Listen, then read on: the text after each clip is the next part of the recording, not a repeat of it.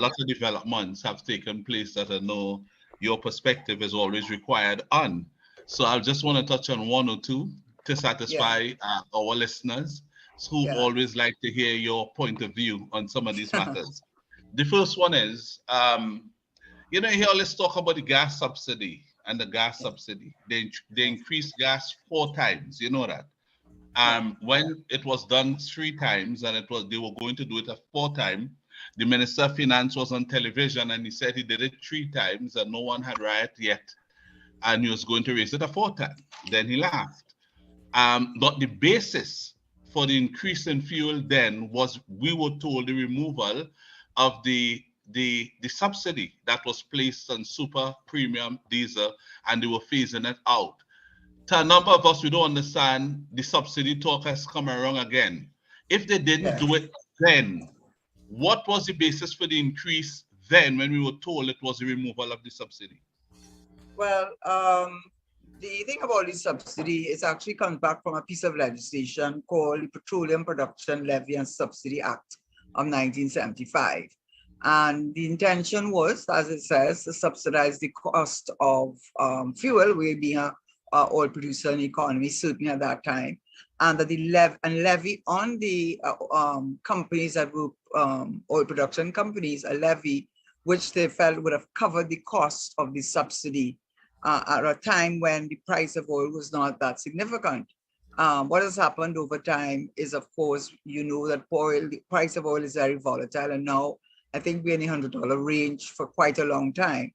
From my understanding, in his October 2021 budget, he said that is the Minister of Finance said that he would be removing the fuel subsidy as of January 2021. But that didn't happen. And I will have to say, partly, I imagine that it might have been it might not have been a very good political or socioeconomic move for him to have done that. And so, whilst he said he was going to implement it in January, he did not. Now, the thing about it is, the reason why he said that he was going to do that in January, because when he gave his budget speech in 2020, the price of gas and oil were very low. And that was really the time to remove a subsidy, because the subsidy kicks in when there's a formula, which it's in the legislation, but it's a formula. But essentially what it means is, the lower the gas price, then you don't pay a subsidy, because the cost of the oil doesn't require the government to subsidize the price of your fuel. The higher the price goes, then it passes that margin, and the government then pays to the marketing, whoever the gas station owners, the difference between the price they're charging the customer and the subsidized price. So when he made that statement in 2020, the outlook was very poor. We're in the middle of a pandemic. Things were no one expected the Ukraine-Russia war and the developments from that. So it was a safe time to say that he was going to do it. As we know, things have not turned out that way. And in fact, all indications are that the price of oil and gas are going to continue to remain very high. He had budgeted at $65. It's on regularly at over $100. He budgeted natural gas, which is our main energy source, at I think it was $365. It's going at $575. And on top of all of that, the production, which is on the issue, has gone up significantly now, so that I think he wants to back off of removing the subsidy, because to remove that subsidy, because we don't refine oil anymore, and the amount of oil that we do produce, which is I think 60,000 barrels of oil, certainly not enough for our needs. And Paria is importing the fuel, so they're paying international prices. So I don't think the government wants to have the country be facing this very significant increase. So I think he's trying to back off of it until the economy really does turn around, which I think the indicators are there that there will be a significant change in our revenue position by certainly by the next budget. Have I been clear? Right. Yes, quite clear. Therefore, could you share with us then what was the basis for the increase in fuel, given that he did not implement the subsidy, the removal of the subsidy? Well, I He think he didn't wanted to. remove the subsidy, he did not remove it, but he used that as the basis for the increase. The increase went ahead, but he did not remove it. Could you explain that? If they don't remove what, the subsidy? Yes, at the time, Yeah, but given your because explanation. if you have heard what he has had to say on subsidy, I mean, even when I was in government, you really will be shocked at how much the cost of the fuel subsidy is to the government. He actually gave figures. He said in 14 years, the government paid, now I don't know if you're talking in TT dollars or US, he said $25 billion in subsidizing, particularly premium and super. The price of the super and premium when it was raised was not that, as you know, would not have been that significant to cause some sort of social reaction, which is what the government really would be concerned about. I mean, if I was still in government, I'd be concerned about that. And so I think he thought that he could have removed the subsidy, because I think he believed, as the world believed, that the price of oil and gas was going to remain low. So he could say, okay, I'm removing the subsidy. Once he had done that, it would really have made a difference. He even said so. He said, removing the subsidy at this stage, this is in 2020, it would not affect the price of super premium because it have not reached the margin, whatever the margin is for the subsidy. It may make a difference with diesel. So he knew that was the right time to have done it. People had said at that time, remove it so that they'd have paid less for it, given and it might not paid anything, because as I said, he even said that. He said, removing it, there'll be no subsidy, no requirement for a subsidy because the price of oil and gas was so low. But I suspect as the COVID-19 really started to take off, and impact of COVID-19, which was so much uncertainty, and the occurring that one certainly did not want to rock that boat, because rocking that boat under the situation where so many people were being retrenched, the unemployment level is much higher than what the central bank is seeing, but that's is for another question. And the debt to GDP, the debt we had, which had promised to keep it at 60%, was 86, some states 90%. The foreign exchange, what we use, nobody wants our money, not even Eastern Caribbean want our money. Our money is monopoly money, right? It's the truth. So we can't buy one darn thing without the US dollar. And our foreign exchange reserves dropped from 2011 at the 2014 from 11 point something billion to now to 6.8 billion. And by the way, that's not really reflective of the reality, because a lot of that foreign exchange reserve is made up of HSF funds, dipping into HSF funds, funding it by debt, taking on debt with the bonds, and then we got the special drawing rights, which all countries enjoy through the IMF. So the point I'm making is, people say they are politicians, and as a politician in a situation where things like that, the fuel would affect everything, cost of manufacturing, every single thing, transportation, every single thing will be affected by it. So I think what he would want to do, and I've seen an economist suggest he may have to claw it back slowly and gradually, but at this point in time, I think that's the reason why he did not implement it. It just was not a politically good move to make in the context of the environment we were in. Yes, and that's politics. That is one. If I just want to say something. A lot of times people sit down and are armchair critics, but I always like to compare. When you're a student, the teachers and this about the school and so on. The day you decide you're going to join the teaching staff, your perspective of things change. So it's very easy for people. I'm not defending the government, by the way, but I'm just saying they must understand with that kind of price, the kind of subsidy they would be having to pay, anything they're making from heritage, which is about 60,000 barrels of crude oil per day. The natural gas will take time to come on. Yes, they are planning and they have a lot of fields, and Shell is, again, very eager and enthusiastic. Certainly we're going to see the natural gas come back on, and so we will get volume much more. We're already getting volume. I think when those things happen, I think he may take a more gradual approach to removing the subsidy. That's my view on it. All right. Well, still, and I get that, but still, we didn't get an explanation from him. And I know you try your best, and I think you did what you could have done under the circumstances.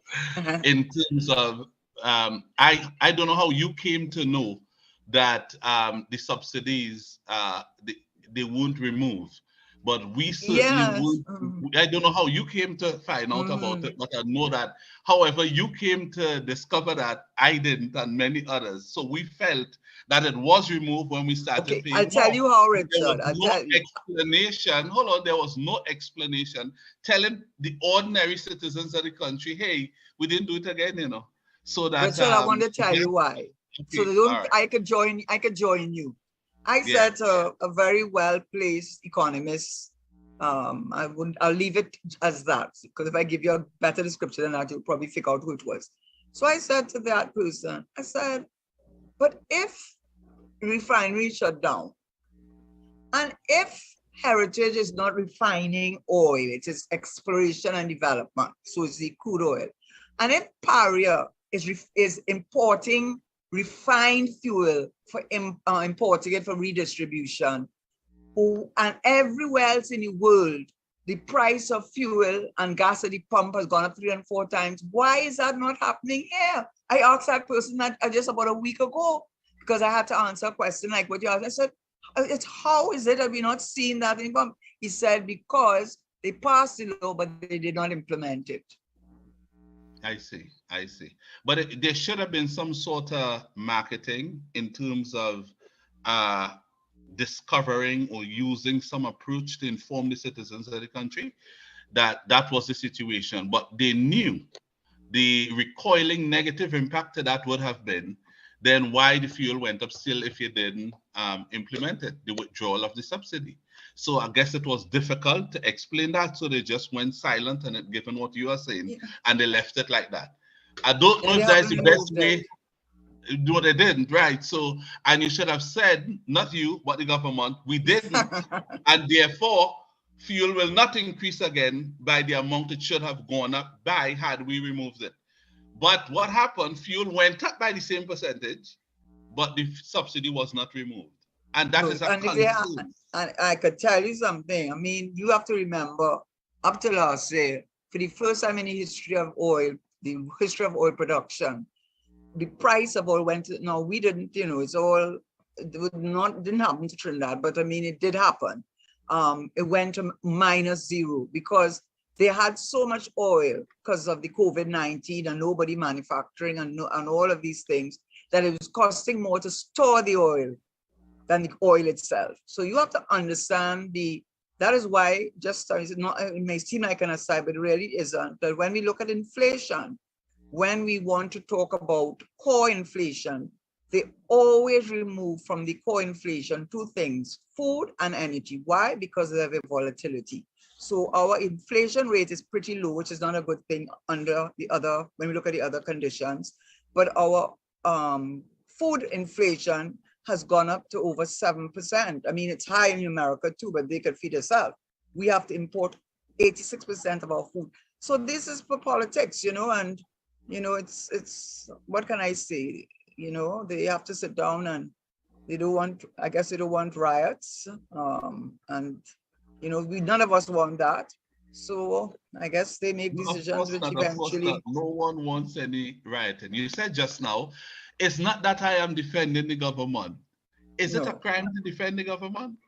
No, because you see, the thing about it is, my position is this, so I can make it very clear.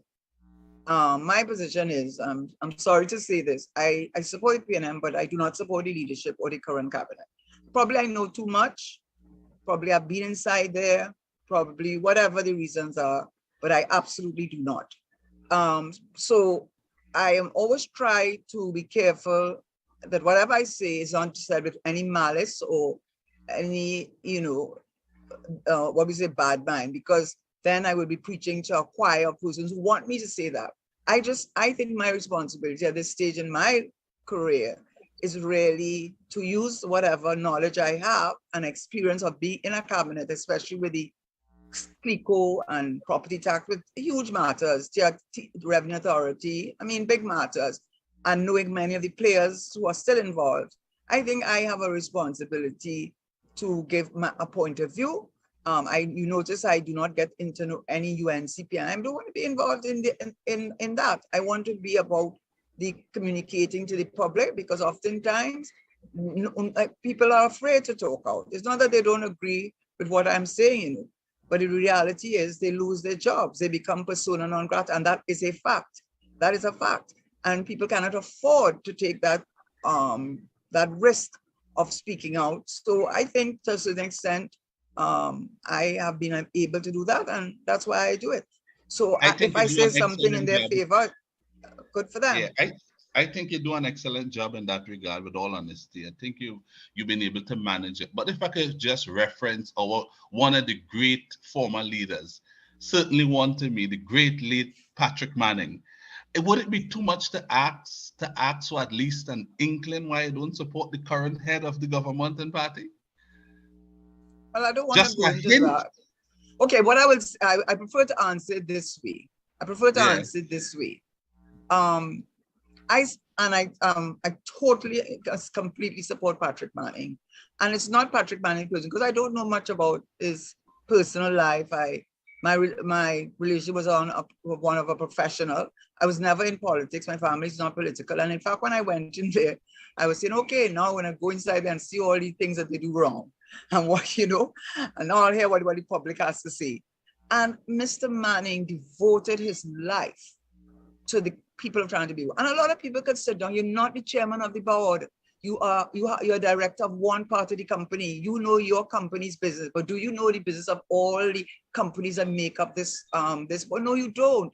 Do you know the factors he has to take into account? Do you know the pressures? So as a minister of finance, which I am very grateful for, that he appeared to have confidence in me, and I made sure that he did, because one of the things he told me, I read it the other day, they said that Eric Williams said that he didn't go to any of their parties or their functions. He said, because I don't want nobody coming and whispering in his ear. So and Mr. Manning was like that. And they don't like that. They want somebody they can control. They want somebody who wants to wine and dine with them, and socialize with them, to make them feel as if they're somebody. Mr. Manning didn't suffer from any of that. And I like to think that neither do I. And he had his whole focus. If anybody got to know him, it's really true. He lived, breathed this country. He is the one we have to thank for the natural gas. Everybody talks about no offense to Mr. Pandey, but when the Atlantic LNG Train 1 came, you know how many ministers did not support him? I know that as a fact, and he didn't even tell me. You know how many of his own technocrats did not support him? The first LNG plant in 28 years in the Western Hemisphere. What has Trinidad in the position it is? It is that same natural gas. And yet no one wants to give the man the credit for that. The managed float of the dollar, which got Guyana and Jamaica into so much trouble. Even Mr. Dukuran, when he taught me and I did my MBA, I had to admit that was a boss move. He didn't say it like that, but he did. I commend him for that. And then his thrust on education, people don't seem to understand. I've heard so many people criticize about the education. You don't understand that in 1960, when the colonial masters said, "Tata, on our way, there you go, take care of yourself." When they left us, they left a mass of uneducated, illiterate people, the vast majority, not even with a secondary education. And we had to pull ourselves up by the bootstrap and to create our own economy. And I have to say, when I look at countries like Europe that are there for 800, 1,000 years, and United States 300, whatever years, and they're still screwing things up, I have to say that Mr. Manning really had a vision for Trinidad and Tobago, and he understood that if we were to become a knowledge economy, the only way you had to educate. So he ramped up the education, but we understood, I'll just say this, at a point in the cabinet, I'm sorry that he called the election. Don't ask me why he did, because I don't know why. I really don't know why. And I don't, but I could remember we had reached a point in the cabinet where we sat down and said, okay, I think we've done enough ramping up. Now is the time to align the education with the economic needs of the country. We have an IFC, we have planning. And so we were in the process of rationalizing the education, but it was all with the intention of aligning the education needs at whatever level to the needs of the economy. I have heard so many people talk so much nonsense about Mr. Manning, so ungrateful. That is what they are, so ungrateful for what he did. And if those who could not fish, he gave them a fish, but the majority of them, he set up UTT, he set up all those MCI, he set up all kinds of training agencies, academic agencies, the Arthur Lockjack, all those private institutions that the government was paying for, all to take us to where Eric Williams said that we needed to go. And yet he gets, they come and say subsidies. It is, so I am going to tell you, he cared about the people, he put the people first, and he was not at the call of any group in this country that could call the strings on him, because he did not go to their functions, he did not socialize them, and he didn't want anything that they had to offer. There was no carrot they had to give him. And he was a man, and they could not control him. And he was going after the drug trade, I could tell you that. And that I could tell you is my reason why I have the undying respect. And I could tell you at a time, sharing with your listeners, when that whole CL Financial CLICO issue came out, of course, I would think the Prime Minister would wonder, what extent I might have been culpable or involved in something wrong. He did his research, and he did this. He could have removed me. He could have set up a group which was made up of other ministers and say, Minister, you have enough on your plate. He never did me that. And I did not work alone. I worked with the governor of the central bank, the permanent secretary, with the treasury solicitor. Everything was done. And the fact that he showed that confidence and trust in me in a point when many people wanted him to fire me for their own reasons, I could never not be loyal to him. And he showed me that the people came first. Mr. Manning, being a committed person to the people of Trinidad and Tobago, and the work that he has done to help this country to be able to ride through the rough times and in a way that other countries are unable to do during difficult periods, he's clearly by some an unsung hero. You have clearly laid the foundation that has easily distinguished him from so many others. Listen, most people in this country, even those who don't want to like him for some reason, they know of his work and they appreciate it. And you captured it really well today. We run to the news. When we come back though, I want us to touch on the economy. That is something that we definitely want to hear from you, Ms. Teshiera. But we'll do that when we come back. I ask you to hold on. We turn to our producer, David McIntyre. We go to the news, and right immediately after the news, we come back with Ms. Teshiera. Okay, thank you so much, Richard and Mr. Teshiera. Stand by. News up next. The future of talk is here. Power 102 Digital. Power 102 Digital. Yeah. We sound like home. Power 102 Digital. Streaming 24/7 on power102fm.com and on the Power 102 Digital app. Power 102 Digital. This is your news bulletin from Power 102 Digital. With your news to 5 p.m. here on Power 102, I'm Sparkle McIntosh. Good afternoon. There will be no Tobago Jazz experience this year. This is due to issues relating to time and the ability to ensure the proper planning for the festival. Confirmation of this comes from Chief Secretary of the Tobago House of Assembly, Fali Augustine. At a media briefing today, Chief Secretary Augustine shared that the THA is determined to hold a high-quality event. Meanwhile, October 28th to 30th are the dates chosen for Carnival celebrations in Tobago this year. A Carnival committee has been formed, and it is expected that the mixture of shareholders on it will be able to make the event a success. From feedback received so far, a number of persons have expressed their cooperation to work with the committee. The disclosure was made by Secretary for Tourism, Culture, Antiquities and Transportation, Assemblyman Teshiera Boris today. A 52-year-old man who is yet to be identified is this country's latest road fatality. News Power Now has learned that at around 2:30 p.m. today, the driver of a Kia Sportage SUV lost control of the vehicle while proceeding south along the Uriah Butler Highway in the vicinity of Bamboo just after the Grand Bazaar interchange. The vehicle is said to have flipped over several times. According to Police Road Safety Coordinator Sergeant Brent Batson, the driver was pronounced dead at the scene. Teleperformance, one of the world's largest call center companies, will establish its 84th global call center via a work-from-home model in Trinidad and Tobago. The company has committed to delivering 1,000 seats via this model, commencing with a pilot program in April this year. Minister of Trade and Industry Paula Gopi-Skoon will host a news briefing on Wednesday to speak on the establishment of a new business process outsourcing investment in Trinidad and Tobago.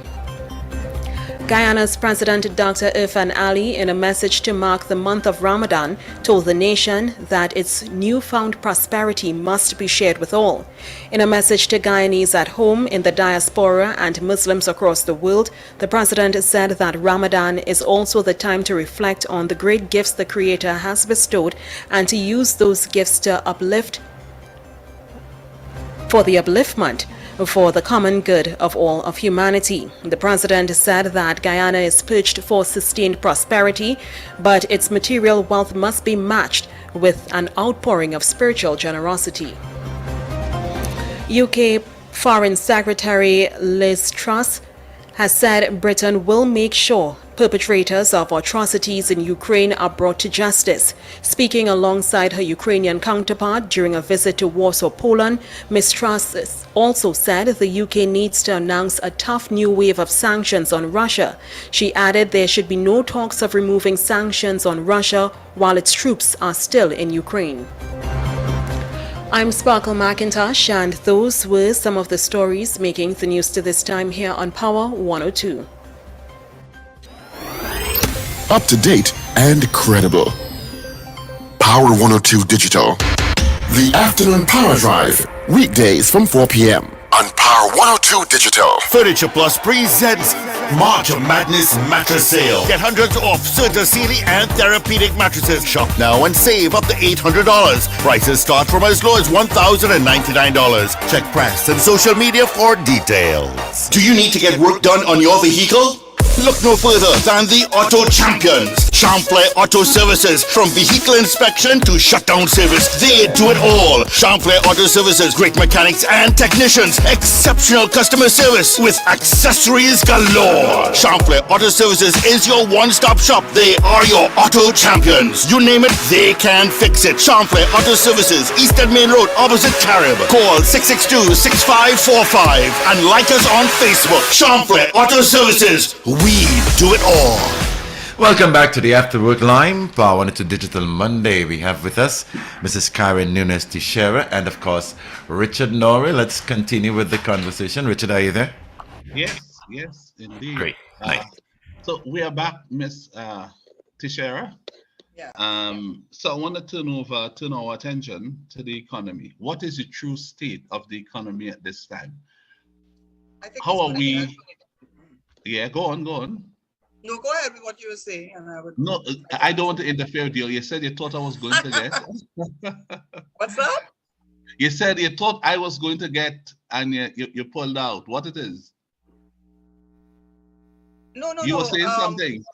Oh, no. I was going to answer your question. I thought you were following it up with another question, so I wanted you to give you the chance to say. No, I could get into specifics after, but first, just general. What is the take on the economy? It's a very positive. Because let me say one, everybody's tired to do diversification. I understand that, but what we want to say is we need to find other opportunities for earning foreign exchange, so that when times are not good with the energy, which is subject to volatility, that we have some other sources of foreign exchange, so that we don't find ourselves in the difficult positions that Trinidad has found itself in the past. Now, what previously, and not now, the government, obviously, I assume that the Minister of Energy and the Prime Minister may have had some knowledge that they were not ready to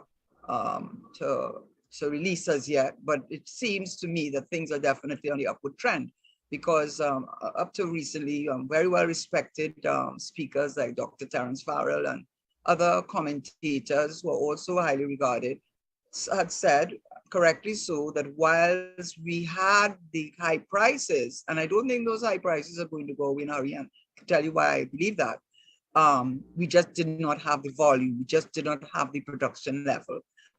And so it's like, you have a product that you get a good price for it, but you don't have enough of it. And because of that, we felt that we were going to be in difficult position, added to the debt, which was only 90%, added to the drawdown on our foreign exchange reserves that was made up almost half of not of earnings really from from exports, but from, as I had mentioned already, the heritage and stabilization, the special drawing rights, and the bond. So things were not looking that good and rosy. But I believe that the price of oil and gas are not going to go down in a hurry, and if they go down, they're certainly not to go down to an extent to which it's not going to be sustained for a good period of time. And because of that, Shell has suddenly announced that they were one that announced that it was technical problems that was preventing them from maximizing their ability to produce, natural gas. And they now have said they have solved that problem. So everybody seems to be coming on board. And the very fact that Mr. President Biden went and referred to Maduro's President Maduro is to tell you is water more than flour. Because I mean, that is a huge move, because we know that Venezuela has the largest amount of oil, crude oil, but nevertheless, he referred to him as President Maduro, and he got a lot of licks for that, so he backtracked on that. But I think more than anything else, also investors are saying, look, we're tired of this plowing back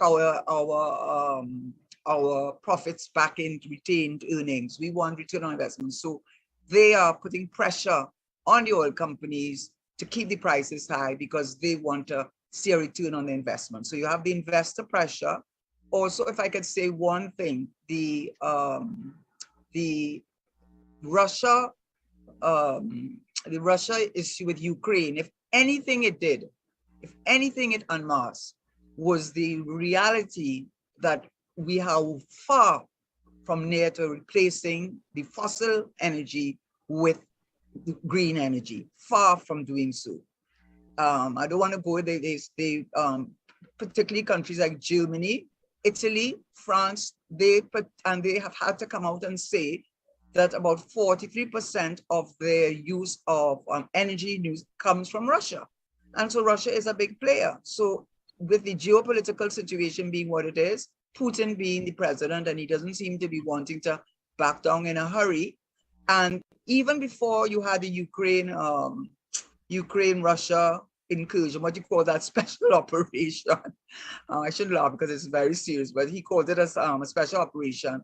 What Putin did is to send a signal to the European Union. He tried to backtrack on lowering his output, and he was sending a message to them: you need Russia, you need us. And that was before Ukraine, this whole situation. In addition, Biden has had the inventories that they hold on to. He has given permission to release, I believe it was 1 million. Someone said more than that, 1 million barrels of oil per day for the next 6 months. And he even had to admit he doesn't know to what extent that will really impact on the price of fuel at the pump. And that is sheer politics, because you have all the problems that go with that. Transport costs are going to go up. Manufacturing costs are going to go up. And right now, even in America, their inflation is the highest it has been since the 1980s. So I'm saying all of this to say that part of we are benefiting. Sorry, it's usually the case. We are benefiting from this because in one sense, we are producing about 61,000 barrels of oil. We're not refining it, but now I see the Minister of Energy putting out bids for starting back up the refinery. I don't know which part. The problem, of course, is the subsidy, because it's still there. And the problem also, I think, from my point of view, is that if Para is importing refined fuel for distribution and storage, then they are also paying a high price. So they have getting it on one hand with Heritage, losing it somewhat with Paria. But I think because the natural gas plants, the Lauren Manatee, I think, and even you might don't discount Dragonfield coming back on the table the way that Biden is behaving. The Calypso, all of these natural gas fields, there has been a renewed interest in going after the gas, because the gas is going at trading at high prices. So I'm saying that to say that they would not make those investments. They would not, because it costs a lot to drill and bring gas to the wellhead or whatever, or to monetize it. I don't think they would do that unless they have read the play that the high prices are here to stay for a while, and the whole story about green energy was more of a myth than anything else. And I know you know of the story in Germany where they had these windmills out in the sea to give them a source of energy. And some days the wind didn't blow. And when the wind didn't blow, they had to go begging to Russia to supply them with oil, with gas. So I see. I think, having said all of that, I believe that the outlook, because we're still an energy-based economy, and also the urea, methanol, ammonia, the prices have gone up significantly. And I think there's an American company called EOG Limited. They sell their natural gas to NGC, which is the aggregator, but they do not send any of their natural gas to the LNG. So what that means, they have stabilized a lot of the supply of natural gas to the downstream industries, petrochemicals. And don't give me too much credit, because I have to be honest with you that a lot of my knowledge that I am spouting as an expert, a lot of it has come from reading even persons here, Kevin Rams, among many others who have kept up to date with what's going on. So the outlook in the end is a positive one. But what you have really touched on there is the need for diversification. That has never really been touched on. What you have stayed fixed to in your eloquent articulation was the hydrocarbon sector. When is diversification going to come? Every time we talk about our economy, we go to just 2 or 3 areas. Why can't we expand on that? And may I ask you this as you are here, because you said Mr. Dukaran was a lecturer. I have raised this with my economic lecturers before, both at undergraduate and master's level. Why they tend to go so far, not any further? They will tell you, listen, this needs to be done, that needs to be done. They have to do this to turn that around, but they can never tell you how. Okay, so can I answer you? Because I don't want to be one of those armchair critics. So maybe I should send you a copy of 3 articles I wrote. One of them, I wrote it about 3 years ago, and it was called Cultural Tourism. And I laid out the reason why Trinidad and Tobago had that, that advantage over any of the other islands in just like Mauritius had done when the sugar became, just as how when they closed on the refinery, well, sugar was no longer viable, and they turned to cultural tourism because they had a same size population and the same kind of mixture of people. And I said we had Napa. I don't go into it, but I wrote an article on that. I did notice that they now call the Ministry of Tourism and Culture.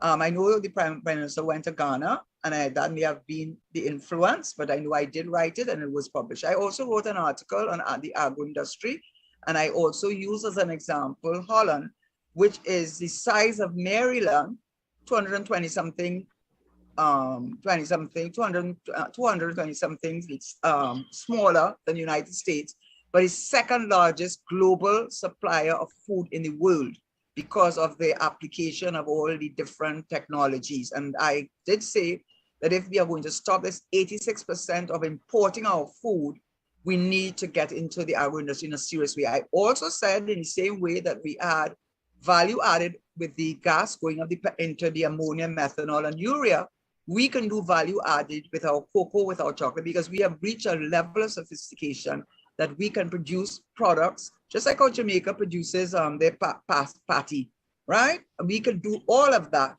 But so that's two that I wrote on. I also wrote on the International Financial Center because I had gone to Dubai. I saw how they set it up. And and in fact, in Ireland, you know, everybody was against this International Financial Center in Ireland. One man who ended up being a bit of a crook at the end of the day, but he was steadfast. And because of his perseverance, they did set up the IFC, and many of the Dutch, young Irish educated people came back into high paying, good job, not these kind of sitting down in a what are those? I don't want to name a name of a thing, fast food place, or sitting down on those things where they answered calls or security, but real good jobs. So I have tried to make my contribution.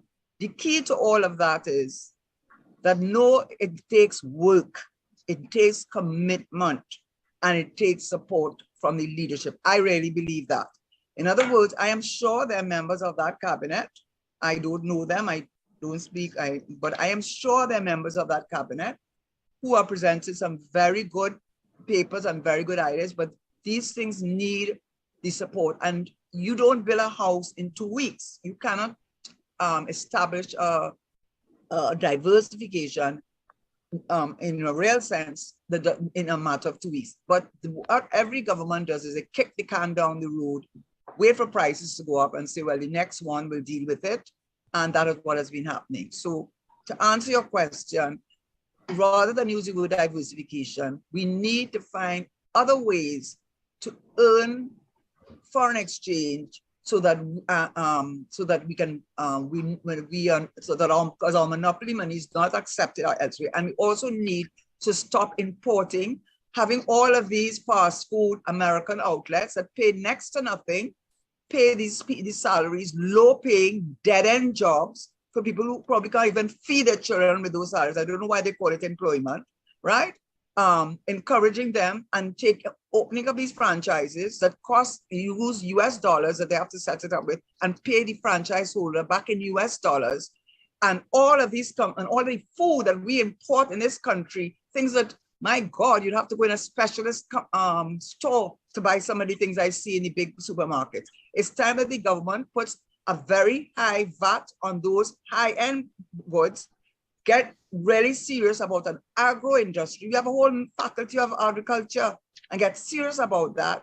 Get serious about tourism and culture, not this piecemeal, open up a panyard here, open up something up in Parliament, and all this nonsense with this kind of helter-skelter approach. There's no planning, there's no cohesiveness, and that is what is lacking from my point of view. So to answer your question, I have not been an armchair. I have given 3 suggestions and in some detail on 3 areas in which we can earn foreign exchange, reduce our import bill, and start producing, because what we are doing with all these franchises. Those plans include increasing our export as we reduce import. Exactly, but it's not only increasing our export. What we have to stop increasing our import. Because import, nobody's taking our monopoly money. So why are we, sorry to say that way, I know it's not monopoly money, but I'm trying to say that not even Eastern Caribbean. Remember, we run an open economy and we have to participate. So Yes, we but cannot we just engage in exporting and do no importing. But I No, wanted no, to we have hold to on do there, both. Mr. Sheriff, Look at Mr. Mr. Sheriff. Annisette. Oh, well, I'm not. Yeah, I wanted to help me interview you, talk about the American and these foreign companies coming here and giving low-end jobs and so on. The best Not the people, American companies, the franchise the holders. franchises, yes. So people here, yes, who Trinidadians. yeah, right. And you spoke about the low-paying jobs and so on. Some of the best people to help us with what the payment should be, what the remuneration package should be for such jobs. We have them on here today. We have Mr. Annisette, and we also have Mr. ID, well, it's ID or Edie Stewart. I've interviewed him a number of times. Forgive me, sir. That first name always troubles me, but it is a wonderful name indeed. Miss Nunez, could you help me interview these two wonderful gentlemen? I don't know if I am I don't know if I'm out of my league when I'm dealing with people such as Mr. Mike and I. They're a very, very experienced, I can't call you a politician, but very experienced in the world of trade unionism and workers' rights. So I will bow to his greater knowledge on that. All right. Mr. Annisette, Mr. Stewart, good day and welcome to the afternoon drive. Miss Karen Nunez Teshiera, one of our better finance ministers we have had in this country, a wonderful lady indeed. She is co-hosting with me today, so she would have some questions for you all as we go along. But first of all, what is on the table today? I understand we are discussing the salary increases, the CPO negotiations. Where are we, and any one of you could go first? Thanks for having me. I will let the gentleman, Mr. Annisette, the senior comrade, go first. All right. All right. Okay. No problems whatsoever. You know, you have to be like a Boy Scout, be prepared always. You know, having said that, maybe you're always prepared. Yeah, we just came out of, as you know, 3 unions. Which is the Amalgamated Workers Union, the Contractors and General Workers Union, and the NUGFW. They are daily rated workers and they represent government daily rated workers. And you may be aware that there is a particular plan by the CPO through the government to engage these particular sectors, because the police and the army and prison service and all these other sectors have been engaged.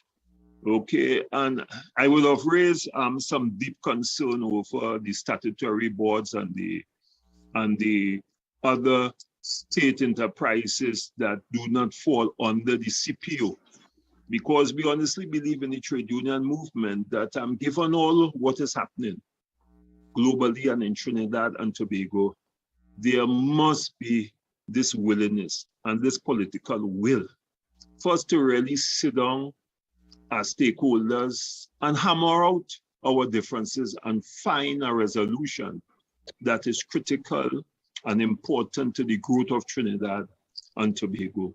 And I don't believe that the traditional way of collective bargaining will suffice at this time, given all what is happening. And I don't need to get into all those issues. But the point is, we share the view in the National Trade Union Center, and we have looked at studies that was done by the ILO that speaks to the question of wage growth and job growth as a pertinent and critical and fundamental ingredient in the new economic dispensation to keep your economy rolling.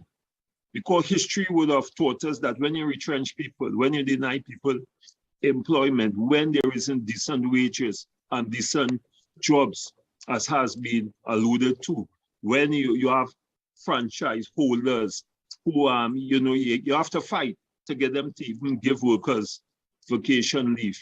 You are putting your economy in a particular economic precipice, and the only people who really benefit is the franchise holders and the outside people who are paid in US dollars, all right, but the workers and the economy of Trinidad and Tobago do not benefit.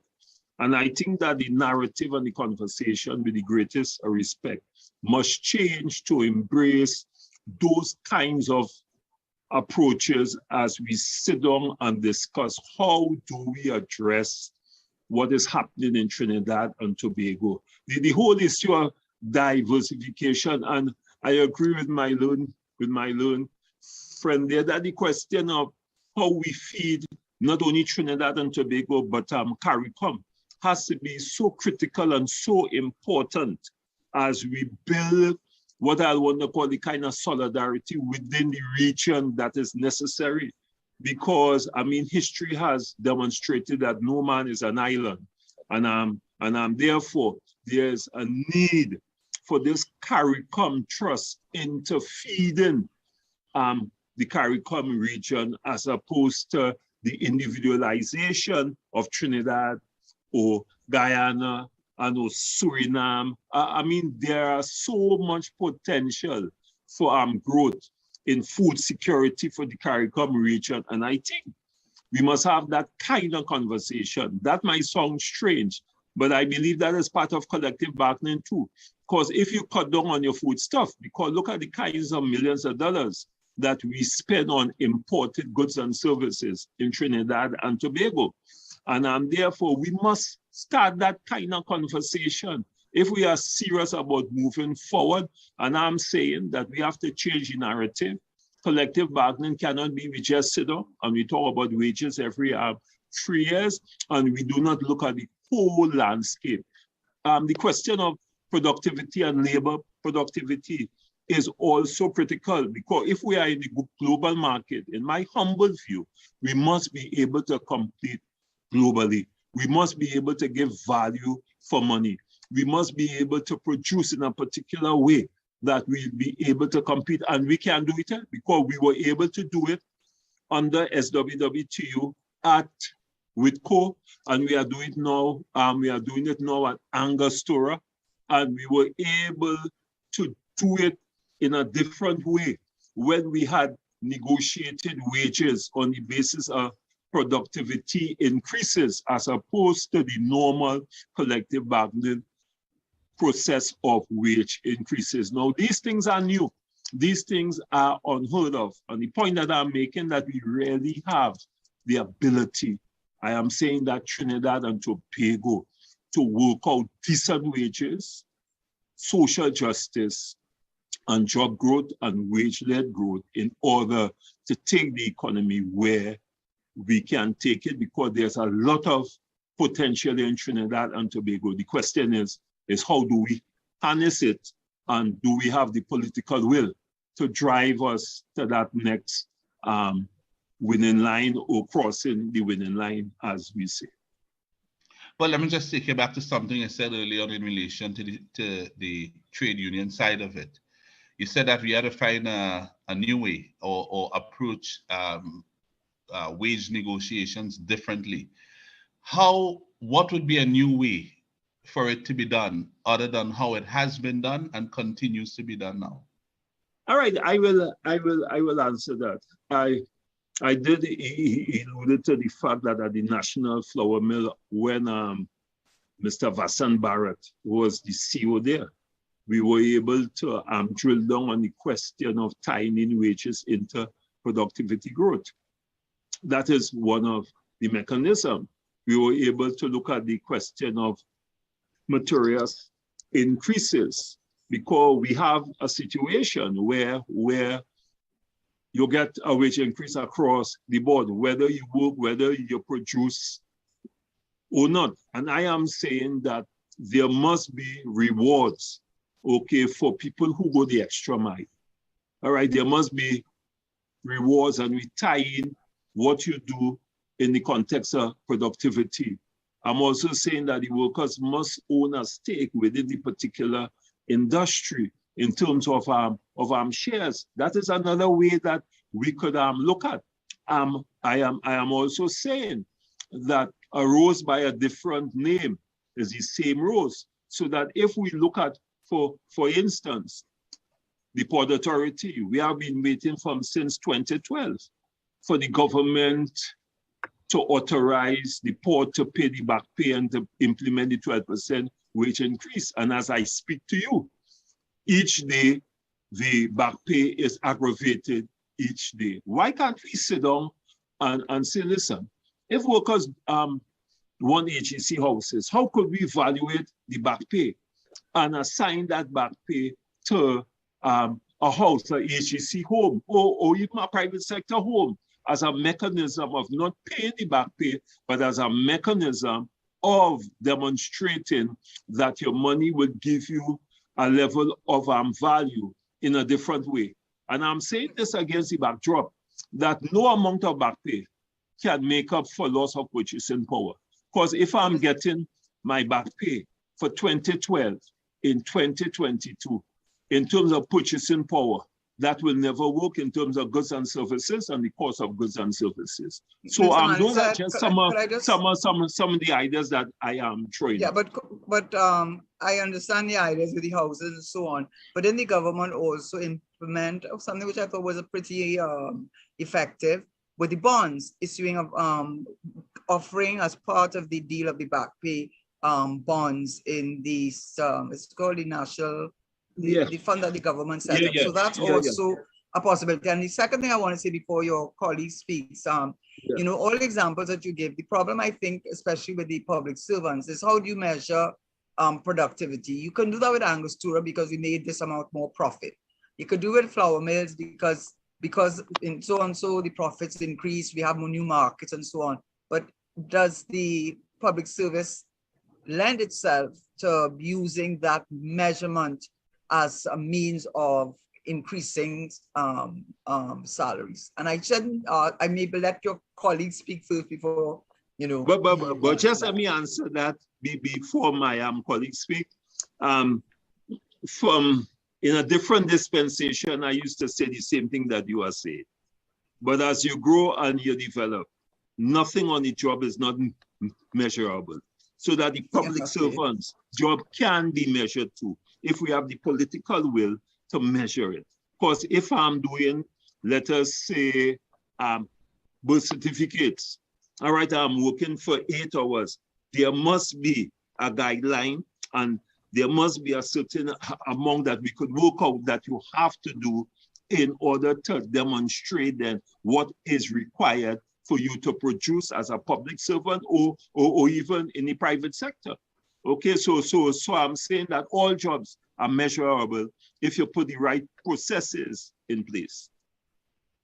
And before we move on, I think what you are speaking about that is quite interesting. We could perhaps potentially give it a name. You may be speaking about alternative extrinsic compensation. I like that word. In the intrinsic or compensation. And it is extrinsic. Yes, I mean, it can't link it to money alone, you know. But that encompasses a lot of things that you could look at in a different way to compensate people. So it's a form of extrinsic compensation. You know, and it is an alternative method. So I say pull the name together, develop that. So when you talk in the future, we all would be on one page, understanding one time where you're taking this thing and how it's extrinsic. Yeah. And let Mr. Stewart talk because intrinsic. You have I will let Mr. Stewart talk because this is their matter. But I just want to say, and we can't talk about it now, but you know how it is. The security of tenure of public servants and so on, which is a real, will act as a discouragement from implementing what you're saying. But I'll let Mr. Stewart speak. I won't interrupt. Let Mr. Stewart speak on. Thank you so much for your patience, Mr. Stewart, and thanks for the intro by Ms. Teshiera. Mr. Stewart. Well, just to jump in, and thanks for having me again on this esteemed panel.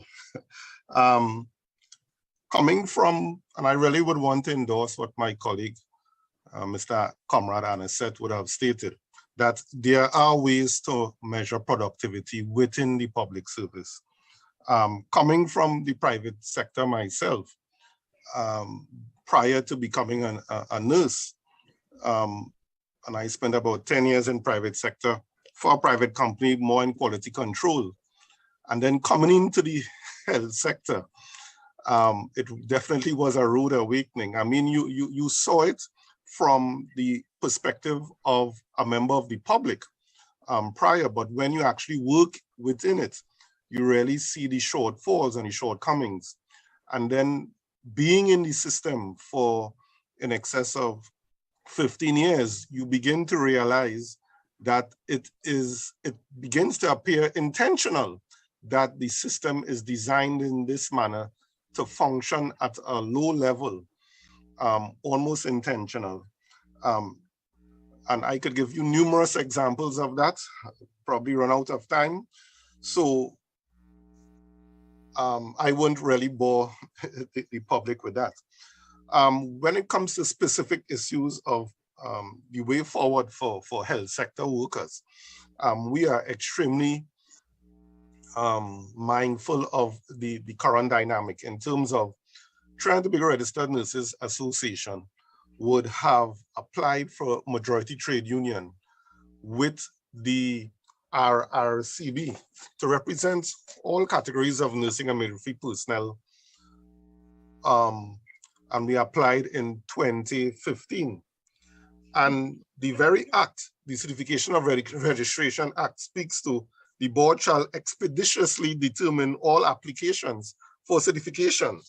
Expeditiously, it is now 7 years on, and we are still in the same position. And we are seeking to negotiate for a period from 2014 onwards. So the very government, via the RRCB, who has to grant us the certificate to negotiate with the very government, you could understand the dynamics and the challenges we have. So it almost seems deliberate why it is taking so long for us to get this RMU status, even though we would have furnished the very government via the RRCB with all the information.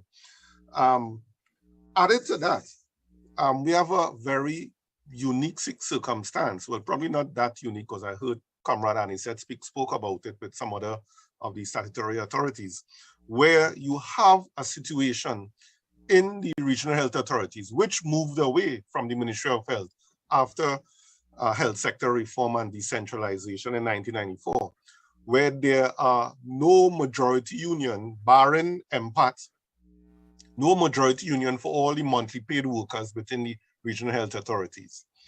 So what is going to happen to the thousands of nursing and other categories of staff within these regional health authorities, seeing that there is no majority trade union because the very government is delaying the process? What is going to happen to all of these persons? And we have a situation in Tobago and the rest of the world where there is a dramatic shortage, a vast shortage of nursing personnel internationally, and our local nurses are leaving en masse to go abroad.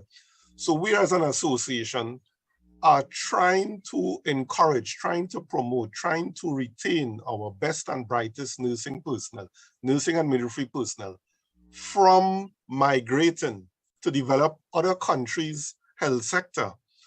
And we are faced with 2013 salaries, we are faced with very few opportunities for upward mobility. We are faced with poor working conditions, and the list is long and winding the road.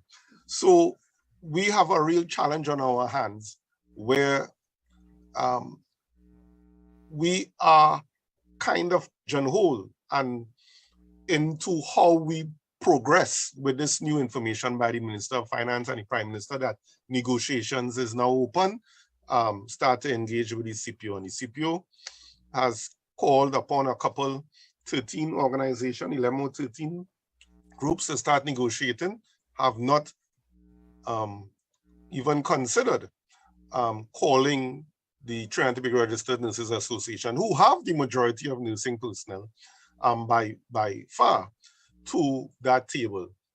On the other hand, the RHA Act speaks to that really is the CEO who has really replaced the CPO in negotiations going forward. So, but still there's no RMU. So it's really a tickless position going forward. And as the discussion go forward, I could actually give persons an example of how far behind nursing and midwifery personnel are in terms of their remuneration compared to other technicians and other professions. Internationally, nursing and midwifery is a profession. In Trinidad and Tobago, between the Ministry of Health, the Ministry of Education, and the Nursing Council, they are comfortable with keeping it at the technician level. And then we read like what we read on the Guardian newspapers, where lawyers raking $37 million from RHAs for medical negligence briefs. But it's all designed that way. It's deliberately designed that way to keep the system in a manner that doesn't lend itself to quality control. It's deliberate. I mean, when I came into this, I could not have believed that this was deliberate. I thought it may just have been no one really pushed through these issues, but being in this position over the last 6 years, I realized it is actually deliberate by our leaders. Yeah. So what's the answer then? Because I know persons who work in the or have worked with the government in the in the hospitals. So I know of some of the issues that you're talking about, not computerizing the system. Everything has to be written, and that way it in itself allows for non-accountability and so on. So what is your realistic solution? Because there's so much you have said that has to be addressed before you can get unmotivated or less motivated nurse to care and just turn up to work and because what's the difference? I'm still getting my salary end of the day and these conditions are not being addressed. So what do you go to court to get a hearing? What are your options? Yeah, well, there's so much. And again, coming from quality control in the private sector, there are quick fixes that can be done to prevent a lot of these negligence issues that keep popping up, to improve the standard of care. And actually, when one looks at the whole health sector reform policy that was well laid out and well thought through in 1994, if we had only implemented those measures since then, we would have been in a much better place. So when one listens to the several commissions of inquiry into the health sector, all of them keep repeating themselves, the recommendations keep repeating themselves. And then we launch another commission right after. But all we need to do is implement the recommendations from those commissions of inquiry and implement the remainder of the health sector reform. All we focused was decentralization, which is really quasi-decentralization, because at the end of the day, the Minister of Health still gets involved and does some administration. But that's all we focus on. We didn't focus on the accreditation of institutions. We didn't focus on quality control. We didn't focus on, to any large extent, improving the managerial capabilities of our senior leaders. And even from a nursing standpoint, if we could drill it home, the association has been lobbying for specific improvement points within the health sector, especially for nursing personnel. We actually want nursing personnel to be trained at a higher educational level.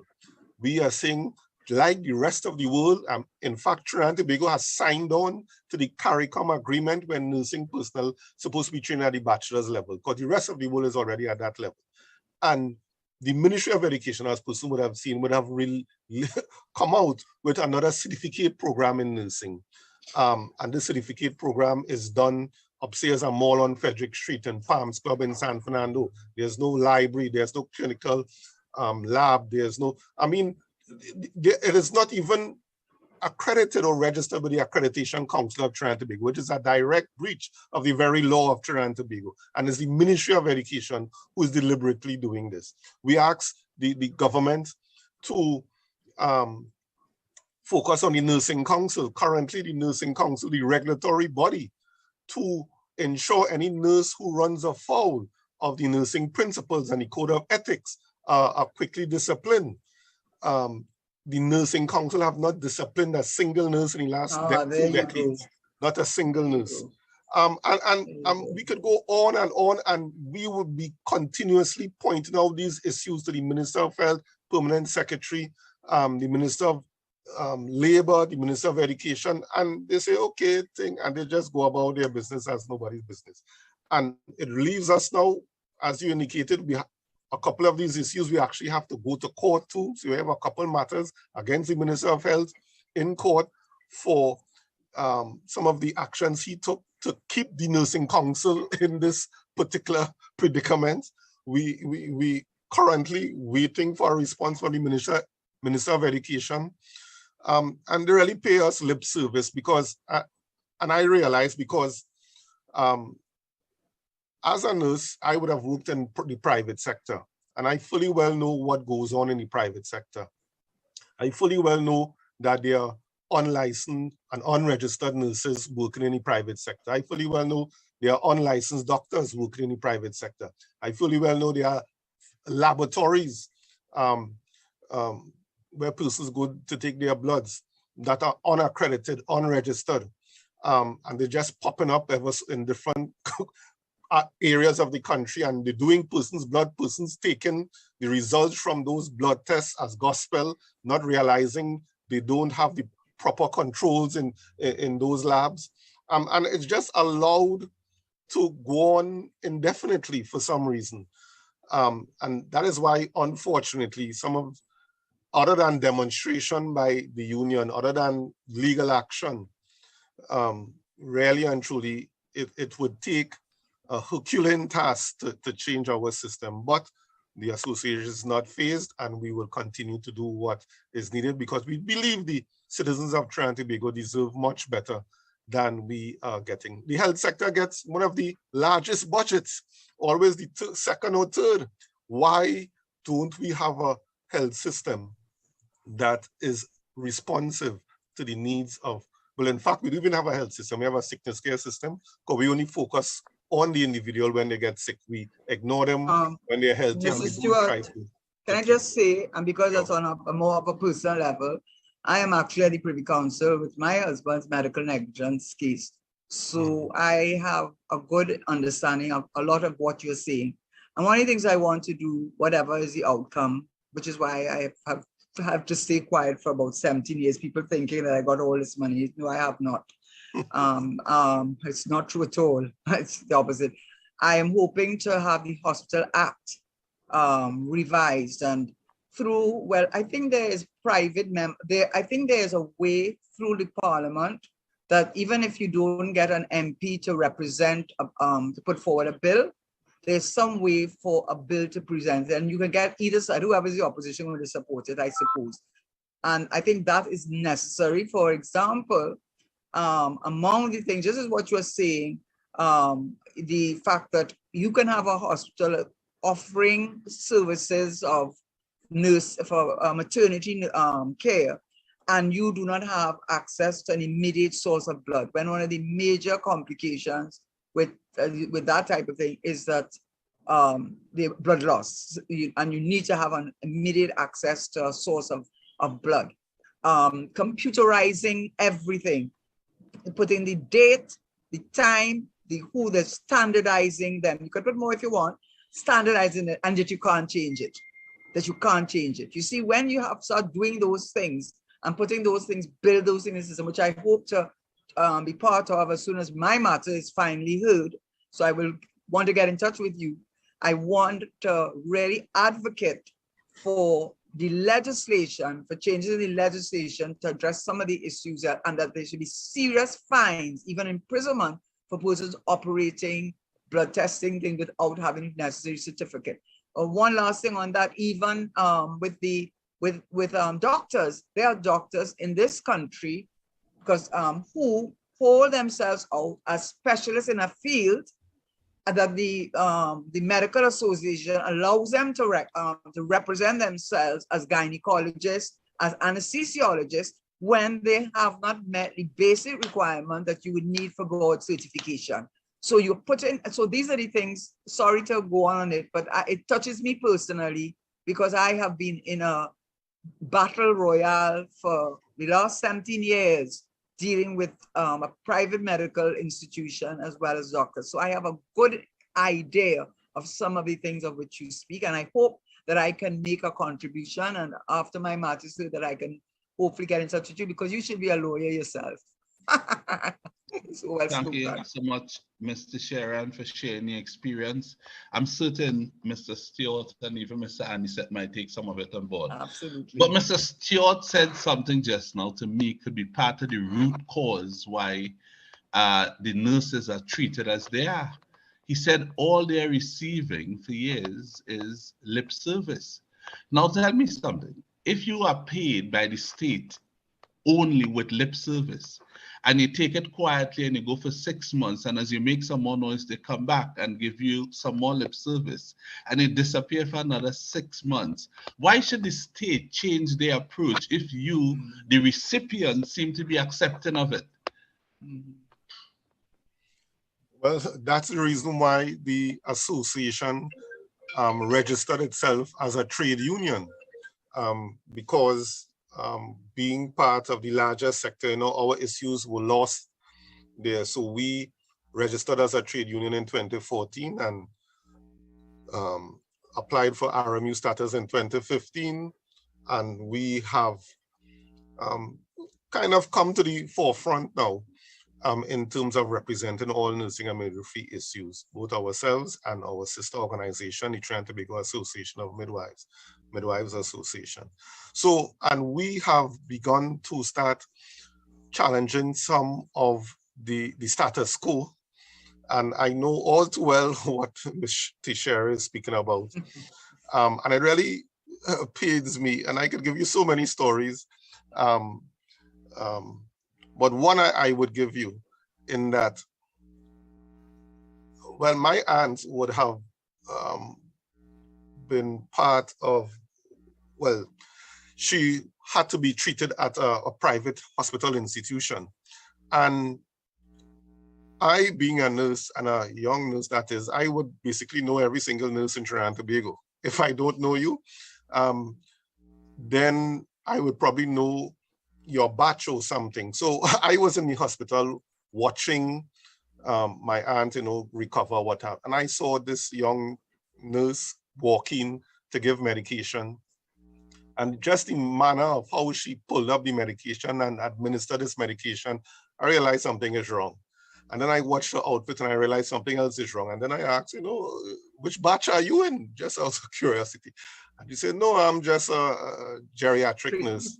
And she is administering medication in Trinidad and Tobago, which is illegal to begin with. But how deadly that is for the patient. And sadly, my aunt didn't survive. So that's another issue.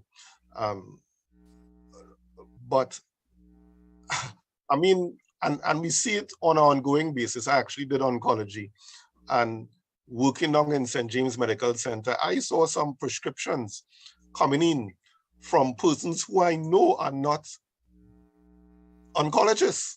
I saw actually psychiatrists writing prescriptions for oncology patients or patients being seen by doctors and being referred to St. James pretty late, very late. So their cancer would have already progressed. The doctor, whoever it was, didn't pick up on the cancer and allowed this to manifest and get out of control, reach stage 4, what have you. And by the time they reach St. James, because they begun to lose, become paralyzed, what have you, then they get referred. I mean, the list is long. So there is issues on the medical side, there's issues on nursing side, and we really need persons who work in those professions to really speak out and really call those to account, because it is difficult for somebody on the outside to really speak on the issues on the inside because they may not know the internal workings. And then too, we know about the how everyone covers up for each other. So that's another issue. But in terms of changing the issue, we have been able to change a number of issues. For instance, we unfortunately had to do some agitation last year around October 1st, demanding the government make nursing and midwifery personnel permanently employed. Imagine we had to fight for that. Where and why we were fighting for that? We are fighting that because nursing personnel will actually be given 3 months, 6 months, 1 year employment without gratuity. So you are just working for 10 years on 1 year rotation with no gratuity, nothing, no pension to get. And it is not that the RHAs have met their establishment figures, rather they are below every single RHA in Trinidad and Tobago, barring probably the ERHA is actually operating below their current staff and establishment. And this staff and establishment is actually from since 1994. It has not been updated to any great deal. So generally majority, in fact, all of the larger RHAs, NCRHA, NWRHA, and SWRHA, all of them are running in excess of 30 to 40 to 50% short of nursing personnel as we speak. So while persons get flustered about the death rate for COVID, we have those death rates on a daily basis in our nation's hospitals because we don't have the required staffing, and the international evidence shows once you don't have the proper nurse to patient ratio, you're going to have these untoward incidents of increases in death rate and mortality rates. So it's there, even though the RHA won't put it into statistics, and that's another grave issue for the association. You cannot go to the Ministry of Health website or RHA website and get some of these statistics on morbidity and mortality. You might get it for diabetes, hypertension, but in terms of death, I lost my train. Death rate, someone dying when they were not supposed to from medical negligence. You can't get this information anywhere. You know, working in the private sector again, and some of these point research plants, you'll actually have statistics up on these big billboards saying how many hours lost to man hours, and they will have zero, and or they will have different statistics, measurable statistics, and you don't really have that in the health sector. There are certain areas where we believe we could really improve quite easily, if you have the correct mindset to really improve our health system. But that's for another time. What I could say is that clearly some of that would have to be for another time, because what you have shared with us here today, Mr. Stewart, I will put it down as systemic concerns and way too big to begin to address any part of it. But you talk about the doctors, you talk about the nurses, geriatric nurses, and how the whole system, the way the referral system is operating, that is huge. We'd have to bring you back on some other time to detail out piece by piece and see if we can discuss that piece, each piece in its respective entirety, and see how best we could potentially apply some solution to some of those parts. But as it is now, it's a huge moving parts with many different concerns.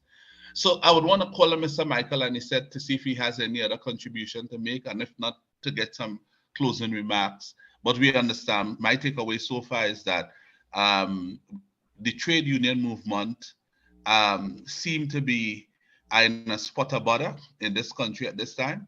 But I think they have the leadership to turn things around. Some people outside today are inclined, seemingly so, to believe that the trade unions seem to have been falling. They have suffered some terrible blows. And instead of they are going up, it seems as though they are going down. I don't want to view it that way.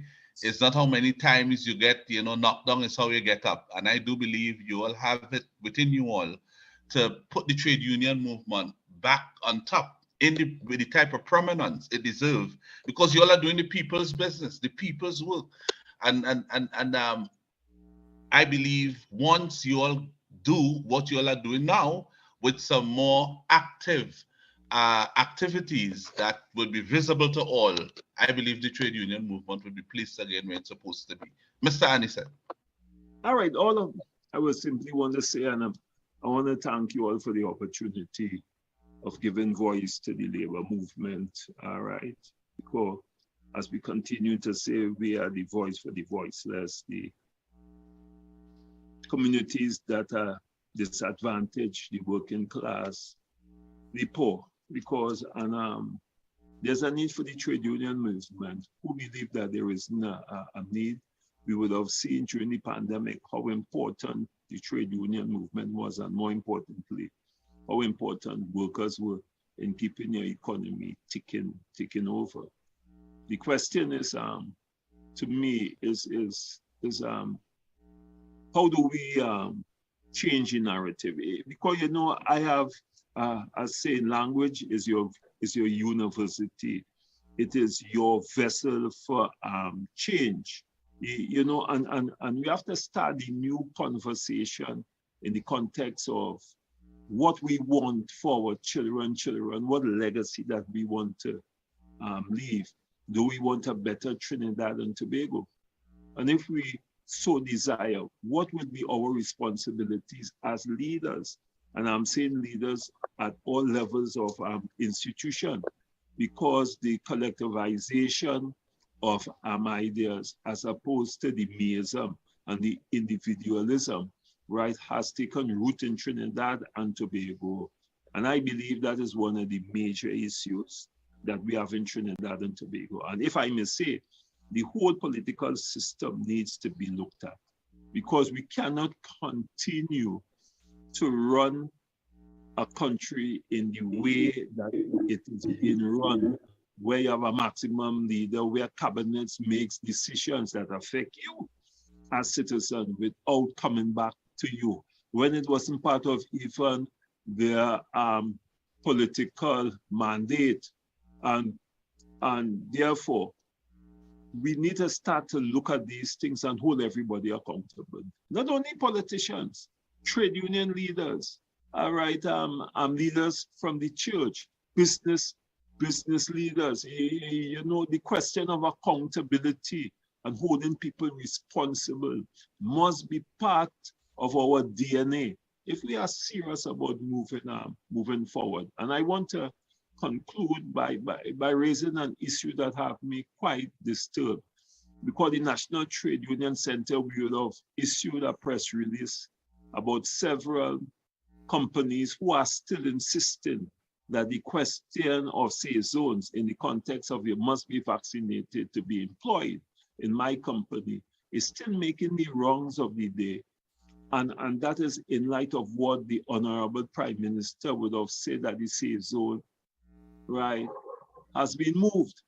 And it is happening in some of the offshore industry and maritime industries. And I was taken aback when Paria, a company that came out of Petrotrin, which I don't want to talk about, is still telling workers and contractors that, listen, to renew your contract, you must be vaccinated, right? Given all the science and what is happening and what is evolving. And I want to make a plea to the minister and the chairman, who are both lawyers, who did industrial relation laws, who practice in the industrial court, who practice with trade unions, to put an end to that misrepresentation where boards and management believe that they can supersede what the government says and still implement this system where you are telling people you have to declare your vaccination status. And if you are not vaccinated, you cannot be employed in my company. And I want to make a plea through this forum for those companies to desist and cease that kind of behavior that has no place in a democratic society. Because the very government that made the law in terms of the safe zone, you run and follow it. And when the very government who now changes the law and say there's no more safe zone, you are holding on daily and denying workers the opportunity for employment and to mind the children and to pay their mortgages. Is that fair? Is that fair? And we have to be about social justice in Trinidad and Tobago. We have to be about decent wages. We have to be about job-led growth. We have to be about wage-led growth. And we have to be about food security, which is so critical and important in Trinidad and Tobago and the CARICOM region. So thanks again for the opportunity. No problem at all, Mr. Annisette, anytime at all. We always look forward to hearing from you. Okay. Not just and on trade union let me matters. apologize for joining later. The meeting with the CPO went longer than was anticipated. Sure. We know how these things go. We are quite accommodating here on Power 102.1 FM. We understand that fully. The key thing was to get your comments out to our listeners that have gotten a clearer picture and understanding in relation to what is going on at this time with the trade union movement. So, Anna, thank you so much. We look forward to you coming on again. And Mr. Stewart, I don't know if he has any closing words at this time. Once again, I just want to thank you all for having me. And from the association standpoint, we would continue doing what is necessary for our members, but more importantly, the public. The vast majority of nurses, doctors, other healthcare professionals are top-notch quality in Trinidad and Tobago. However, there are those who we need to treat with. But more importantly, the government has a responsibility, particularly post this pandemic, response to treat nursing and midwifery personnel. Show them the appreciation that other countries around the world would have shown them, even within our region, would have rewarded them in a tangible way. And we hope the government does that eventually in Trinidad and Tobago. Yeah. So thanks for having me. Look forward to departing. Next time we'd like to bring you all back on separately so we could take some calls as well. Yeah, but time, we have other persons to interview, but we'll give you all your own moment to interact with our listeners and so on next time. Next time though, Mr. Stewart, we have to discuss about nurses marching and knowing that they're essential workers. Some people tell them, even right here now, they break the law. Essential workers not supposed to participate in that. We discuss that next time. Thank you all again.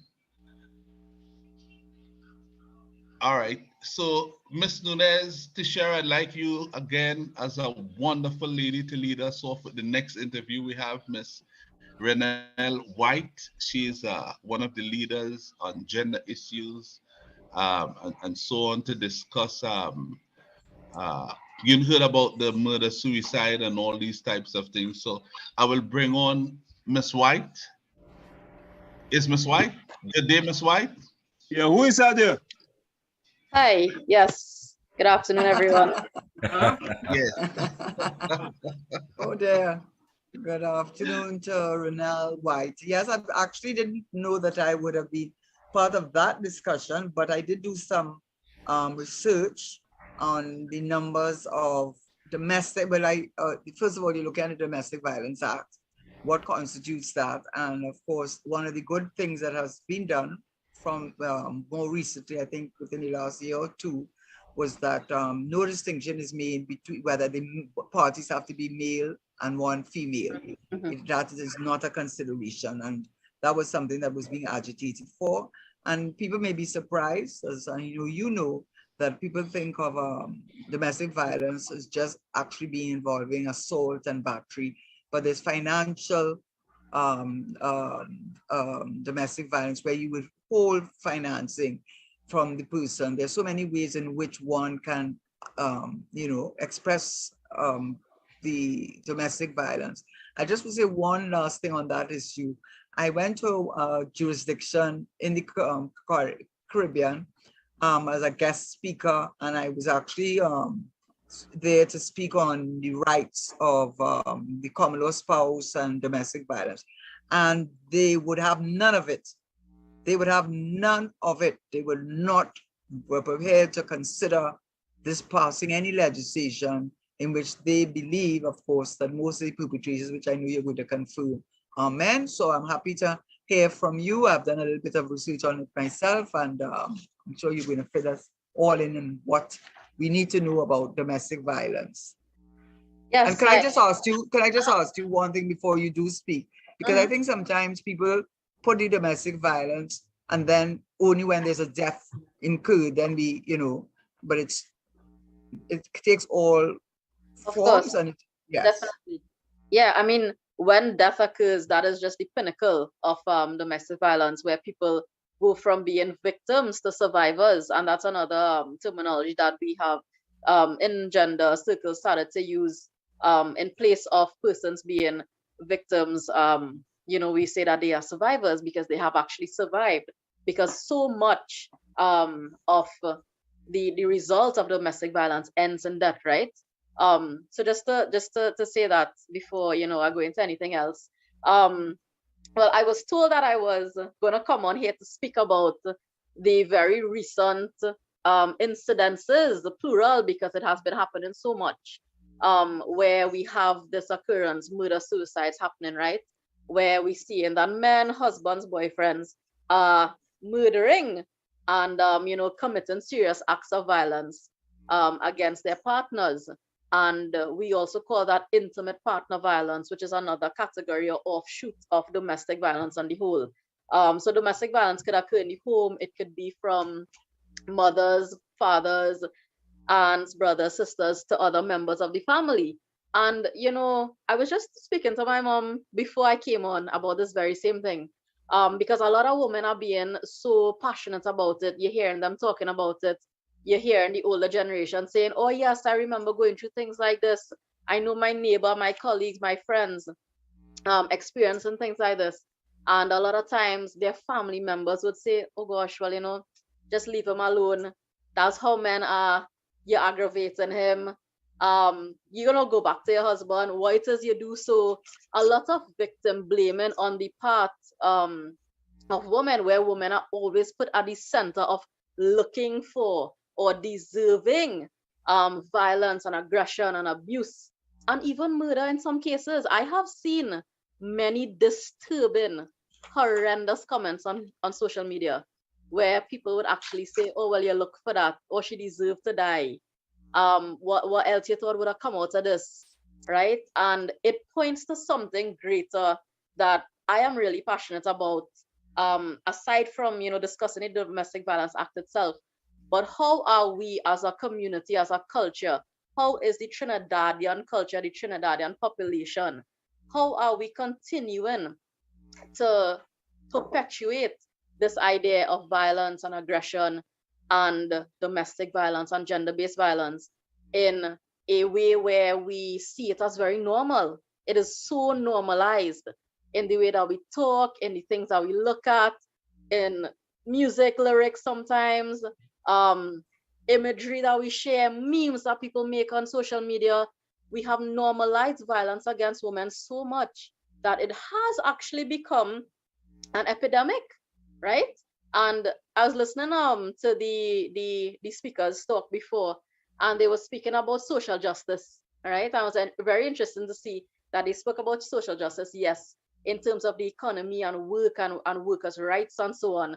And I was glad that they brought up that word social justice, because social justice isn't only economic justice, isn't only workers' rights justice, but also to rights for women. It is also to looking at how we could create or inculcate a culture of social justice. Of course, yes, for everyone, men and women alike. So it is a horrendous thing that has been happening. It is not new. It has been happening for a very long time. I think now we have access to social media, YouTube videos, and so on. People would be recording, because that little clip I saw of the recent incident, I believe that the woman was, secretly recording what was happening with her mother-in-law at the time. And now we have so much more avenues to see these things and make it visible, sharing online and so on. So it isn't that there has been an increase per se, but the visibility has definitely increased. This is something that has been going on for a long time. People have always kept it a secret as well, right? We are shamed, even as women, to go and say, hey, well, my partner is being violent towards me or whatnot. They're withholding money. I get a little allowance out of my own money. even though I'm working, there's a lot of psychological abuse, there's manipulation, there's gaslighting, and a lot of times this is where it starts. Financial abuse, psychological manipulation, emotional abuse, verbal abuse. We hear it all the time, you know. And again, we as a culture, we hear these things and say, oh gosh, don't take it so hard now, don't take it so, it's just a little joke, you know, you're just joking around and funning around with your tough love, as we call it. But all this really points to, just to close what I was saying here, and you could go on. All this really points to is we as a nation, as a people, we are not emotionally intelligent as we should be to really deal with conflict and to deal with people and to be able to communicate and resolve conflicts among ourselves. And it has clearly shown to be affecting not so much men as who they are as men, but the idea and the culture around masculinity and their performance of that gender identity. Okay, so I want to say something so that to give some not balance at all, but to say that that the government Context. or whoever is responsible is not doing anything. For example, what I've noted when I went to the office of the Prime Minister has an office of gender-based and child unit, and what I have seen from the statistic, the data there, that there are more and more reports are being made, which means to me, you think that might be a bad thing, but in a sense, it's a good thing because it means that this idea that we have this epidemic of silence and shame and victimizing, clearly women are prepared now to stand up. Also, I have to give the former Commissioner of Police credit for being responsible for setting up what they call the it's called the Gender-Based Violence Unit. And the person in charge of that spoke so highly about the work that is being done and the training that is involved in it, and the fact that they do so much. They understand psychosocial. They also help them with getting a restraining order through some hotline they have with the judiciary. They do constant checking on the families, and they both the victim and the perpetrator, because they understand there's a public problem on both sides. So I really want to, and looking at cyber crime awareness. So what I really want to say is that there has definitely been an improvement, both in terms of not only legislation, but actually the government, whether the police service or the office of the Prime Minister, to recognize and to and also Ministry of Social Development. We have I think they have a unit also to deal with the issue of violence, domestic violence. Yes, So, yes, of course, those efforts are definitely should not go unnoticed. And just to note though, I am not being biased, so it's not a plug, or probably it is a plug, on behalf of my feminist advocates at the university and as well as the Institute for Gender and Development Studies. We have done so much work as feminist advocates to really try to get the government, civil society, NGOs, and so on to really take this seriously. And of course, we know that change doesn't come overnight, but we have worked endlessly, and those who came before me work endlessly towards really seeing things like this, being implemented. So of course, credit also has to go to, those social justice advocates, the educators, the academics, the activists, the feminists, and so on, in their attempt to really try to dismantle the patriarchy, so coming from that socio-cultural perspective, which is where I come from, together with the policies and the government initiatives and so on, which is absolutely great and applauded. We need to still continue to work on shifting the paradigms around culture and how we normalize these social, relations among men and women, and what we perceive to be masculine and feminine, and these roles and so on. So it's like we tell young boys growing up, boys should be tough, boys don't cry. Oh gosh, you're being too soft, you're being too emotional, right? And I mean, this is a narrative that is played out. We say it over and over in forums. We say it over and over on social media and in conferences and so on. what is being done? How could we really continue to try to create that shift in culture where we prevent domestic violence from even happening, where we teach people on the whole, especially young boys and men, how to deal with emotions, how to deal with conflict, how to deal with rejection per se, right? Because we teach them that they are entitled. The society that we live in teaches men that they are privileged and entitled to commit acts of violence. And if you don't resolve or try to resolve conflict in a violent way, you're not a man. If you have emotions or you sit down quietly to talk about something, you're not a man. So man up. You need to, put 2-3 slap on your wife or your girlfriend to put her in her place. And we hear this in the rum shop, we hear this on the corner, we hear this in the bars, rum shop talk, and other men gather and they talk about it, they laugh about it, and it is so normalized, right? And again, I really want to make that note that I am not critiquing or criticizing men. Men are not the enemies. Men are not bad, but the culture of masculinity that men have been put into, they're raised in this culture. They absorb, they consume, and then reproduce this culture. That is the problem. And if we really need to, if we really would like women to continue to live and survive in this world, in our country, in society, we really need to look at that root of how that masculine culture of normalizing aggression and violence and power and control, how is that being inculcated? And how are family members, even going back to that last clip, people saying, oh my God, I can't believe this woman spoke to the other woman like that, and she's the mother-in-law and whatnot, and she was supporting her son in his negative, toxic ways towards his wife. And a lot of times women, they are some of the greatest perpetuators of the patriarchal structure, because it is so insidious and so invasive that even us as women, we exist within this culture. We believe that it is also normalized, where we teach our boys and we teach our sons, and mothers teach their boys and tell their boys, grow up, man up, boys don't cry, be a man about it, you need to be tough. So it's not only something that comes from men or fathers, but it's so much of a cultural thing, right? So yeah, I think that's definitely something that people hardly talk about. I want to say, sorry, go ahead. I want to say, I'm in agreement with some of what you have said. But I have to learn some more about, some that I have concern about from what you have said. For example, all over the world, you're going to get different situational factors for domestic violence or violence against women, or even violence against men at the hands of women.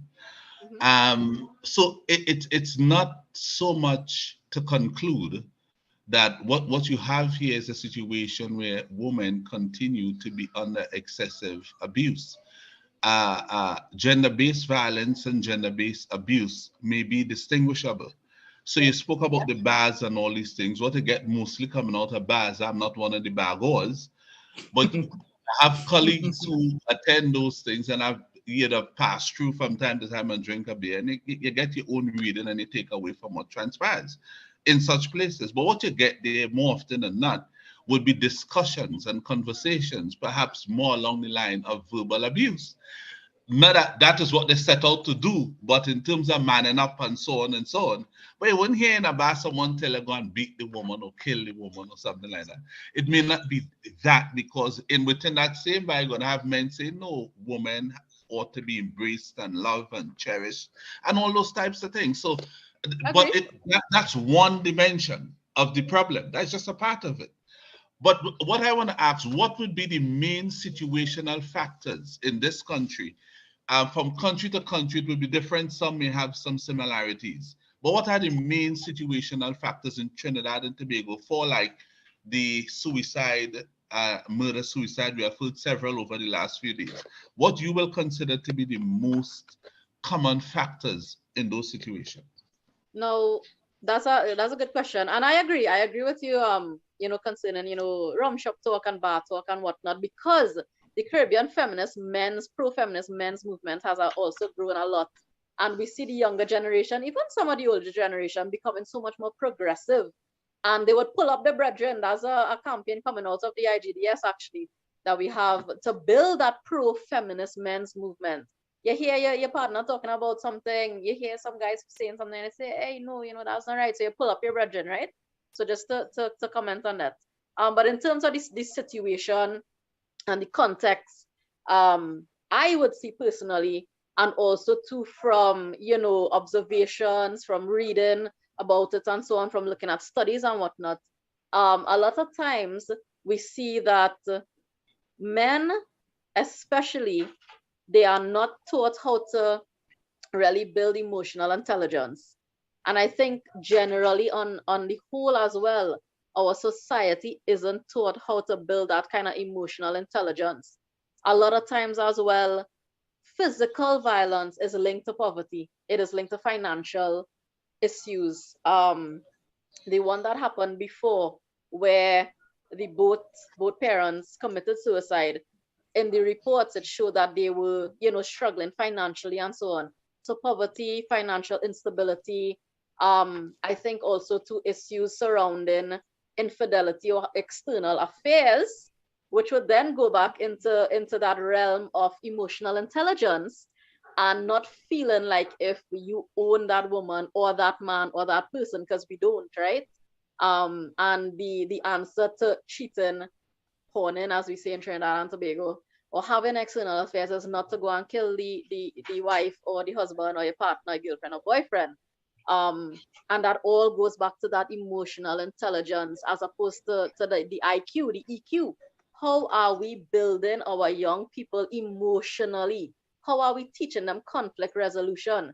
We are so poor as our people, men and women, in terms of conflict resolution. And that to me is really at the core, the center, and the base of it, together with what I mentioned, all that I said before, about issues of hypermasculinity and toxic masculinity and so on, where men feel so entitled. Now, yes, women also abuse men, women abuse children, women abuse other women. People on the whole, we as our people can be very abusive to one another. Why is that? Why are we being so violent and abusive? Why the aggression?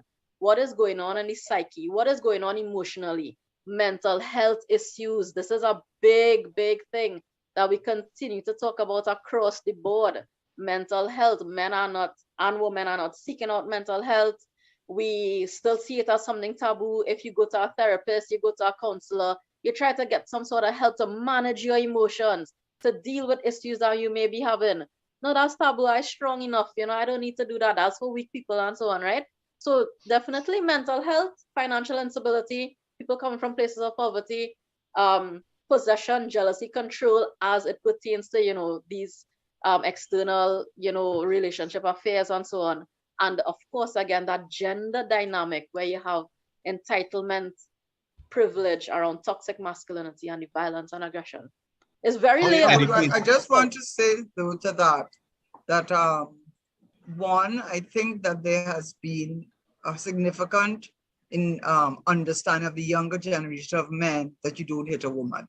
I really do believe that a lot of young men who would otherwise think nothing of slapping a woman understand that she will go to the police station for you, you will get a record, you will get it in order, and they understand that that is a real risk that they run because I think that has had an impact on the younger generation in going to slap. They might do the verbal abuse as you're talking about, you could be withholding funds, they may continue with that behavior.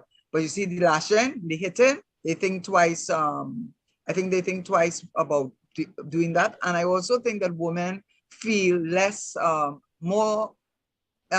shame in coming forward and saying that they are being going to the police and reporting. But the reality is, Renelle, the reality is that when these acts happen, they didn't happen out of the blue. There were a lot of warning signals, and many times the women, I'm sorry to say, stay in the situation either because they don't want their marriage to seem like their failure. Even their parents pressure them to go back into the situation. So a lot of times when you see a thing, it didn't happen overnight. it has been happening, and some people tell them, get out of there before he kill you, right? And for some reason, women stay inside of those relationships and even their family members because they feel ashamed. Oh, your marriage mash up, you know, you're going to shame me with the family. And that has also to be recognized. So we need to do more. We need to be, what is the word for it? You know, to be proactive because, and finally, what I would want to make, there's so much you can do in terms of, which is why you're right, the approach has to be psychosocial approach. It really has to be dealing with the problem of masculinity, because I know personally of a case where a woman was a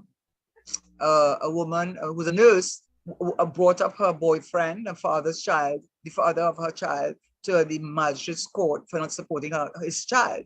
And as she was driving out to go to work, he was waiting for her. He took her in a cutlass, stabbed her, killed her, and then went and drank Gramazole. So how do you protect a person? Because he felt shame. She shamed him. Yes. You know, so how do you deal with those situations? You know, say what came out of what you said, and that's some really great points. Empowerment and emasculation, right? Women are, and younger women, like you said, are becoming more empowered, you know, to make different decisions, to make healthier decisions, to spot red flags, right? Actually, I was going through social media before I came on as well, and I saw someone sent in, I think the neighborhood group or something like that, red flags or things to look out for, exactly what you mentioned, that lead, you know, to very violent acts such as what we see in here. And yes, they are ignored again because we normalize them. We see nothing wrong with it. We also romanticize possession and control and so on. If you're not like that in a relationship, you don't call me 100 times a day, you don't love me, right? So we romanticize violence, we romanticize manipulation, we romanticize possession and jealousy on both ends. But more so women, they feel like they need a man to be like that. And it's not a woman's fault. Again, not pointing fingers at all, but really looking at that culture. We see it in shows, we see it in movies, we see it all the time, right? So much of what we consume, this culture that we consume from the media, things that are normalized, things that we see as a good relationship, we really get so accustomed, our nervous system from a psychological perspective actually becomes so accustomed to that type of relationship. And when a lot of times when people are in healthy relationships, they find it odd, it's weird, you know, because they feel so at ease. They're not feeling anxious or nervous, or he on my back or watching me, I'm going to check my phone all the time, right? So again, how do we start to crack or shift the paradigm around what we normalize? It's not going to happen overnight. We know this. We know it's not going to happen overnight. It's not going to happen next year or the year after. It is a very long, continuous process to shift or change cultures and mindsets, right? I have been doing this work, activism, and being involved in gender since I started university 2006, right? That was a long time. I am checking the years. A long time from now. And I have seen the progress. And when I started as a very young person in my 20s, I was like, oh gosh, I was so disenchanted. Nothing is going to change. And it's going to be different. Men are continuing to be violent and aggressive. Women are continuing to accept this because they're not feeling empowered enough to stand up for themselves. There's still a stigma around a strong woman. There's still a stigma around an empowered woman who would stand up for something. You're bitchy, you're complaining, you're too picky. Oh gosh, go back with your man and hush him out and settle yourself, right? But yeah, definitely there has been drastic changes over that long period. And younger people are being more forthright, they're being more proactive in demanding on a whole, not only with their counterparts or boyfriends or husbands or men, but on a whole, they're demanding healthier relations, healthier behavior within the family, because family could be very insanely toxic as well, very violent, beating children, and that's a whole different thing. Oh gosh, yeah, that's Trini way of disciplining. Oh, I got licks when I was growing up, I turned out just fine, but did you really turn out just fine, right? So we normalize these things from a very young age, and it's part of our culture, you know? So yeah, I think we're making progress. Yeah. In our society, again, men have become so heavily embracing of how women have been outperforming us. we don't have a masculine society here. It's more feminine now. Year on year, you totally see the disagree. turnout. No, you might have masculine sectors or parts, sprinklings. It was dominant before in the masculine sense, not today. Today, you look at C results, for example. You look at the top 100, about 70 something might be females. You all know that. You look at CXC, who would have gotten distinctions. The first 100 again, over 70% would be women. You look at the scholarships, same thing with the women. So they have been outperforming men, and more than that, men have been pushing women and cheering them on to take the lead and go forward. And today have so many great leaders in this country. Look, Miss Teshiera herself, female, former. And I said this earlier on, fine Minister of Finance. We had a PM, Prime Minister, first Kamala Prasad Bisesa. You have the female president today, and men in this country, and even the Speaker of the House and the President of the Senate. I mean, look, it's all there. I never even line it up that way. Wherever you look, women almost in charge. So you have a society here where women have assumed the leadership role. Forget that of the Prime Minister for the time being. The time will come soon where it will be a straight line, President, Prime Minister, Speaker of the House, everything, because with the numbers you are looking at where women have taken the lead. Eventually, only top offices will be handled and led and managed by women. And So this country, Trinidad and Tobago, men have begun for a long time ago. So we have passed just beginning. We have reached a place where we have seemingly fully embraced the fact that women are leading this country now. So we have a more dominant female society, feminine society. And what you have is some sprinklings in between where personal domestic situations go wrong. And then it turns out into the worst case scenario, and then it hits the news. And that's highly unfortunate. What we need to do is dial in to how we go forward to solve those sprinklings of issues.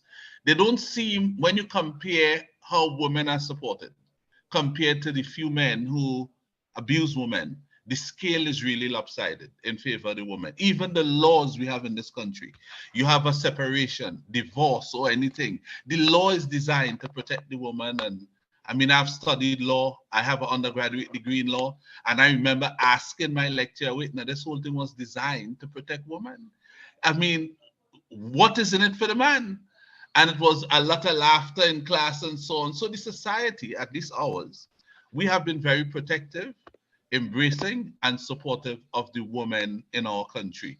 Then you need to know now, as we look forward, then what has gone wrong where you have some people who seem to have a propensity to abuse women verbally or physically. Where's that training coming from? Where's that factory? Is it culturally? Is it from the upbringing from childhood, where some people may have gone through difficult situations and they grow up with some sort of if I could use the word, defect, and then it's played out against a woman sometime in the future? And how do we put things in place to minimize the potential negative development and outcomes such as what we have had over the last few days with murder, suicide, and so on? So because they are rare in this country still, They are rare in this country still. Yeah. That was a lot that she said. I don't know how much time we actually have. We have enough for you. We have enough for you if you have to extend it, yeah. Because, I mean, again, I try to be very empathetic, open-minded, liberal as a feminist, and in my feminist work, my feminist perspectives. I hear you, I understand where you're coming from. You know, you mentioned that thing with the law and all of that about protecting women and so on. Well, there's something very intricate, and like I said, insidious. And I supported too, in class, I supported it too. I like the design. I'm a supporter of women, yeah. But listen, it is to be analyzed and critiqued, right? A little deeper, where the reasons why we see these happenings go straight back to the patriarchal system, where you have sort of like a dual effect. On one hand, women are seemingly protected because women are seen to be the damsels in distress. Women are seen to be the weaker ones. Women are seen to be those ones who are not empowered, right? At the same time as the patriarchal system giving men more dominance and power and control. So at the same time, you have things like that. Let's say, for example, in cases of, I go into this point a little bit just to show you how sometimes it could be very paradoxical in nature. We have cases where there's custody, right? Custody hearings and so on. And a lot of times they just give the kids to the mother. Why? And they say, oh, women have so much rights. Only women get any kids, they get any children. You see, you have privilege and you have rights. But it isn't that. It goes back to that patriarchal gendering where women are seen to be the natural caretakers and nurturers and childbearers, and women are not naturally that. The patriarchal order, social and cultural ideals naturalize women. Renelle, I know I don't know how much time you have, but I did write a book on family law. So I want to address some of the things that was said by Richard. Number one, when it comes to the issue of, and which a lot of women don't recognize now, this idea of alimony, well, what we call spousal maintenance, the tables have turned. The tables have turned. Because, as you said, Richard, matter of fact, more women are becoming doctors and lawyers and all of the professions. And many times, the court looks at who is earning, who is the earner. And many women are having to pay maintenance to the men. And in fact, the court does not even want to look at the idea of spousal maintenance. They say, let the woman, she's so young enough, we will help her for 2 years or 3 years. They call it a special order. And then after that, she goes on and starts earning her own living. So the court is not in, women are not benefiting. I've told people already, the women are not benefiting from spousal maintenance. Secondly, when it comes to custody of the children, the woman does not get full custody, joint custody and physical custody with what is in the best interest of the child.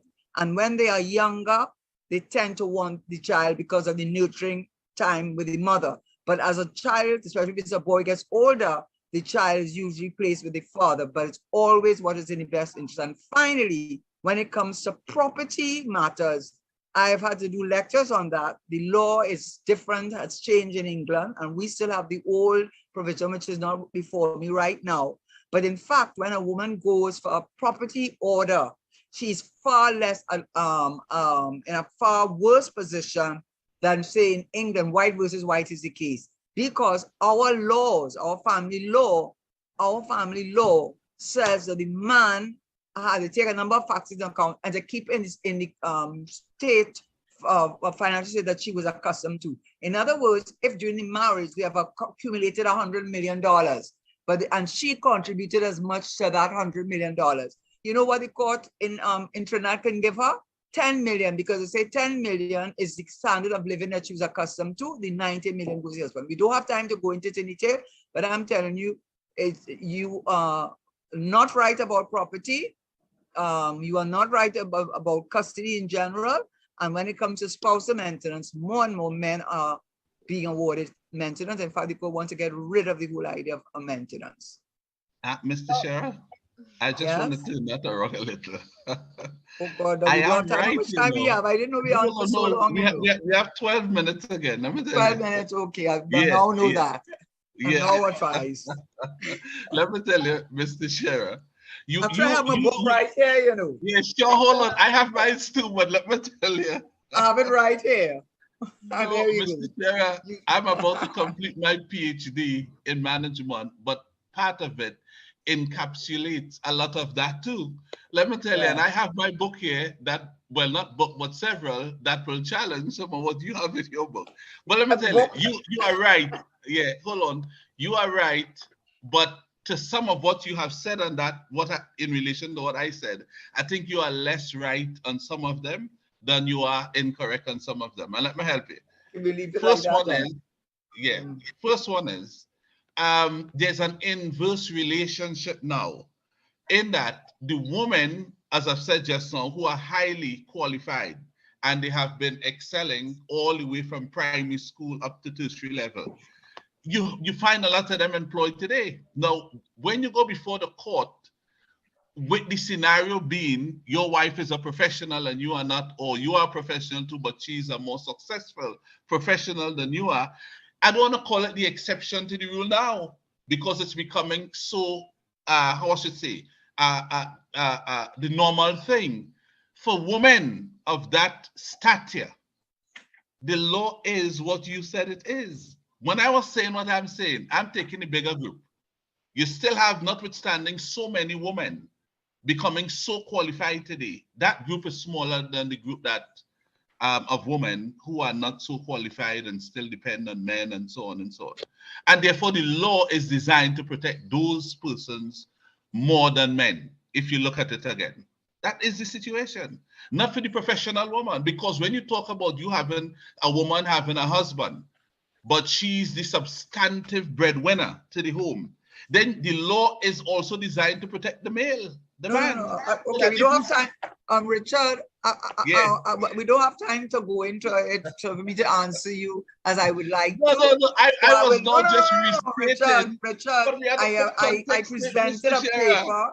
Okay. I presented a paper in Eastern Caribbean jurisdiction, and it was an eye-opener for many to realize that whilst in England they took off this a piece of the legislation that talks about the factors you take into account in making a property and a maintenance property adjustment order, and a spousal maintenance order, and the tail piece that they call it was taken out of the English law when our own was kept, and a result of which that case, White and White, made such big headlines because the courts in England said, now that the tail piece has been removed, that is to keep any standard of living to which is accustomed, having taken it out, it gives the court the discretion to make the order that it feels fair, having taken all things into account. As a result of which, in England, because of the removal of that so-called tail piece, which we still have in our legislation, the wife got far more than she would have gotten had that tail piece remained in place. So I don't want to go, we don't have the time to think, but I'm just telling you that insofar as property settlement, yes, more women are being successful and it's going to continue, but I think still the ceiling is cracking, yes, but to a large extent, the men still are the major breadwinners in many homes, even among professionals. And it is unfair that when it comes to a property adjustment order, maintenance order, that the court in our legislation, our Chief Justice wrote a judgment on it, that the court can limit the amount that the woman gets just based on what the standard of living you're accustomed to, even though it ends up with the husband, who's usually the major breadwinner, major thing, having the lion's share. And that is what they corrected in England, and we have not corrected. I'm in agreement with you. I'm in agreement with you. Okay, we don't have time for all the argument because look at the time. No. I didn't know, Richard, I didn't know I was going to be on for so long. No, we want to bring you back soon again, Mr. Teshiera. Just for God, but tell me the time. We will tell you in advance. Of course. Who laughing there? Ruben? Somebody else laughing in the background. That is our producer. And I'm sure you felt Mr. Teshiera was fantastic company today. Yeah, you have to fool me up. No. I am always very clear and but anyway, get my book, because those books, when I taught family law, in Barbados, I could not use any of the English books because their law was so different to ours. What is the name of your book, Mr. Teshiera? Okay, let me know, seriously though. It's called Commonwealth Caribbean Family Law, and it's published by Routledge. And the reason I wrote the book at the end of the day was because when I looked at the laws in England, it was so their divorce laws, to some extent the same, but their property laws, so much had changed in England that I had to then now to rely on my own note-taking, my own research, and it came up with this book. So when you want to read the family law, you can read this family law book. I would suggest you can have a look at it. I will read it, Mr. Teshiera. I will read it. That's a promise. I will read it. I mean, all right. I have so much to benefit from. I will read it. I wanted to just add something to you, Richard, what you were saying about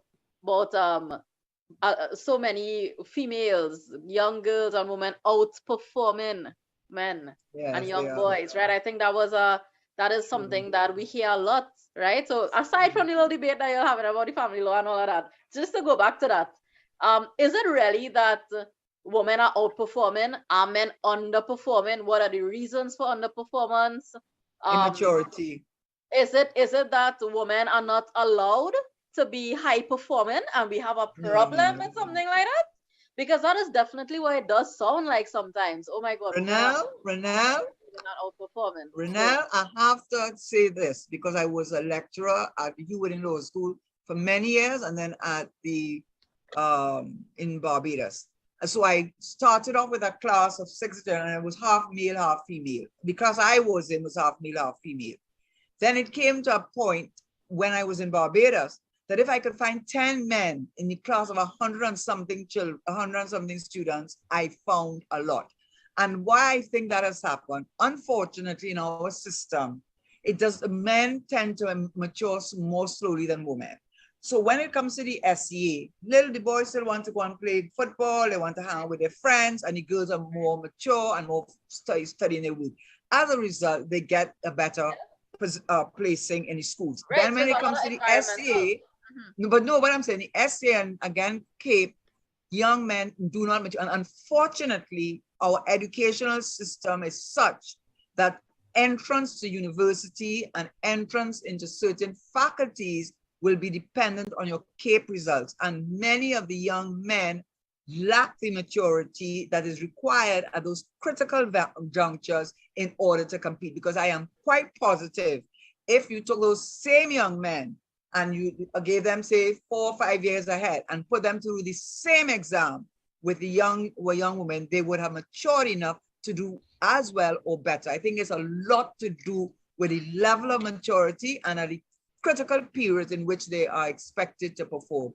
And young boys are not mature enough. Girls sit down home, they talk on the phone with their friends, they hang with their friends on the phone. The boys outside, they're kicking ball. And guess what? Yeah. Then they come in at 7 o'clock at night, mommy not saying one thing.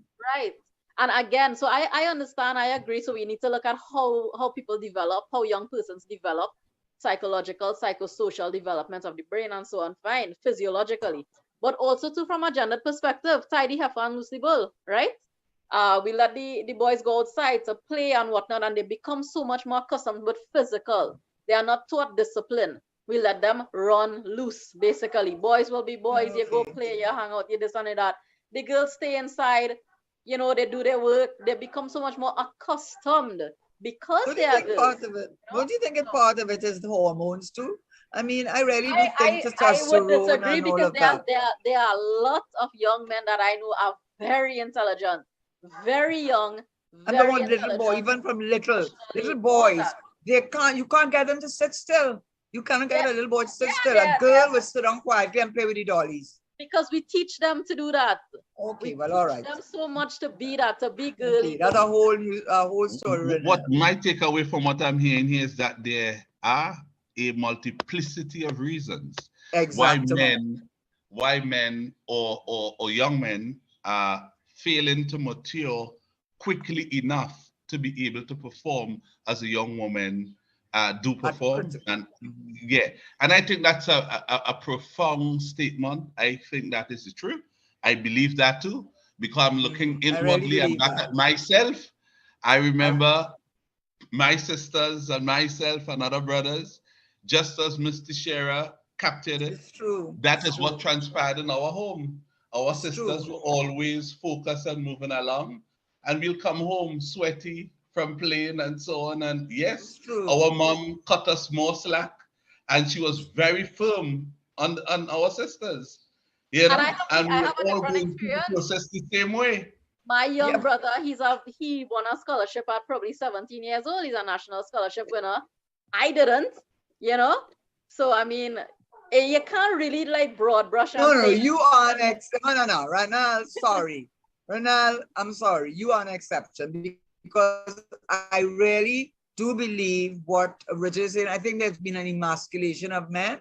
And I think what you're not saying, and I think it is true, and I'm a mother of a boy and a girl, a man and a woman, I should say. I really do think that men feel threatened by women today, and their way of trying to balance the equation is by asserting their manliness through physical violence. And I think more and more, because the men control the woman because they have the economic power.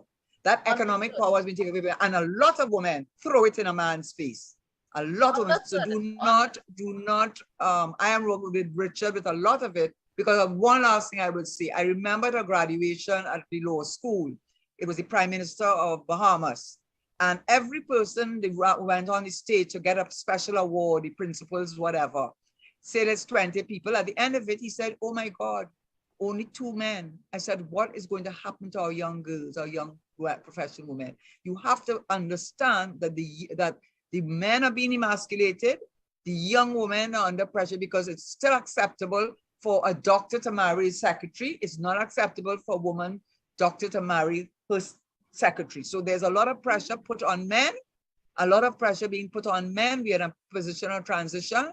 And I think there's a lot of emasculation of men, and that they act out their emasculation, they're acting by asserting themselves in one way that they have power, is physical power over us. I really think so.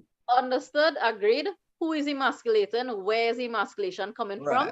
Right? Yeah, So one thing I would definitely not agree, and I'm not saying you're saying this, but I would not agree that women are emasculating, consciously emasculating men. Consciously, I love the word they use, consciously, no, not consciously.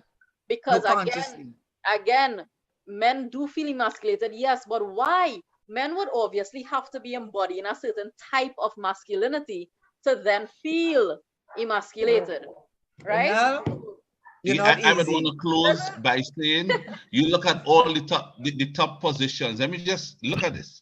If tomorrow Kamala Prasad-Bisesha should step down, you have about 3 women ready to take that leadership role.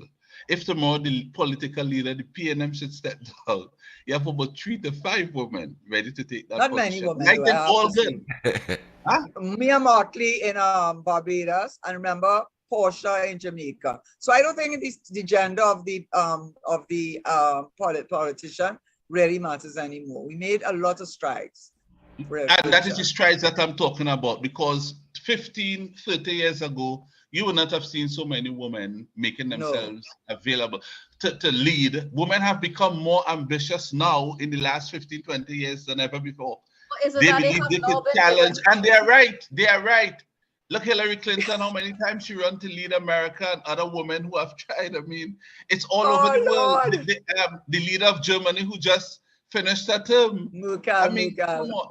Yes. So Richard, you know what? You have to have another show, because I feel we have not explored this issue adequately. I agree. And we have some competing views, as well as views that will coincide, and I think it will benefit a lot of the young men, because I really believe, my daughter and I talk about it, and she says, you know, mommy, the men are really the ones born. We talk about the women, but it's the men really at risk, you know. It is. Masculinity is in crisis. Men are at risk. And you see something again to note, not all men benefit from the patriarchal system. Not because it is the patriarchy mean that all men are benefiting. You're a young man, you don't have a good job, you don't have a car, no woman wants you. What kind of man is you? Yes, Richard, talking the truth. Richard, not all men. Richard, no comment. Not all men. No. I am not commenting on that. Big belly. No hair on his head. Exactly so. Thing, and he could still get 10, 20 women. But and she's mining him also. Don't say Renelle, big belly, big guts, ball. And guess what? Mr. Teshiera, I don't want to say that again. Young men will think that is how you have to look. To get good women and get women to take care of you, you will change the shape of men. It's true though. Men making style on women now. Daddy Mac, you hearing this? I hear you. Who laughing at this? But it's true though. I want to thank Mr. Teshiera. I want to thank Miss White.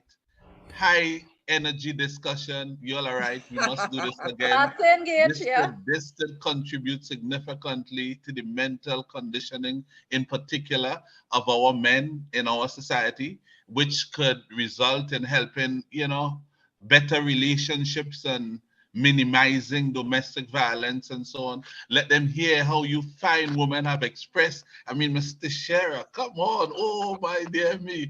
Bald head men with big belly had 10 women. I don't know anyone in particular. We have a hairless prime minister, but he doesn't have no, but he's fit and trim. No. He's fit, I think, for his age. The guy looks like about 32. Now he looks good, I don't know anything about that. I'm in enough trouble. Thank you, Mr. Teshiera. We hope to bring you back on very soon. Our professionals here will contact you again. Of course. Renelle White, I'm certain they're going to contact you again. Absolutely. I am certain within the next 5 days we're going to have round 2. Yes. I feel we need to. to. Melissa, I will talk to Senator Richards and see what we can do. Our producer would also have a say in it, Daddy Mac. Yes. But come back on soon when they contact you all. Thank you all. I still want to give way to you women. I'll give you all the final say. Well, I came here on the income and economy, so that was really my topic. And I've said what I had to say. I think we're going to perhaps get the property tax come in the next budget, because I think things would have turned around enough that they would implement it.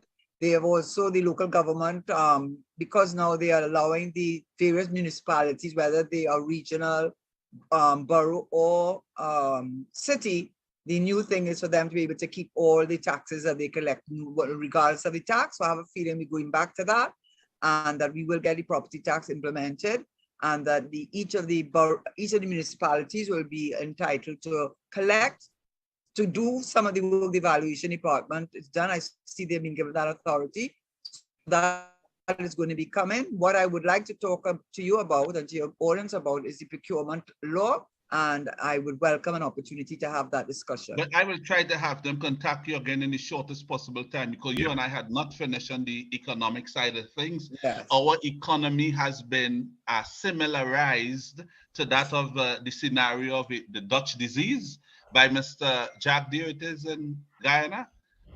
That's a whole topic for another discussion. Yeah, no, not now, but I would want to incorporate that to hear your views, so we'll get a better understanding of what our economic structure is really like, to know if it's really similar to that of the Dutch disease, and also to discuss you lecture law for so many years, the removal of the Attorney General. Yes, I have a very strong General, the former Attorney General now in local government. What could we expect? I am certain you'll be brought back on this week, Mr. Teshiera. Keep your phone on. We're going to call you soon. Yeah, we still have some unfinished business. Nice talking to you. Nice talking to you, Renelle. Very animated. Thank you for having me here. It's nice to always bring energy and passion to a conversation like this.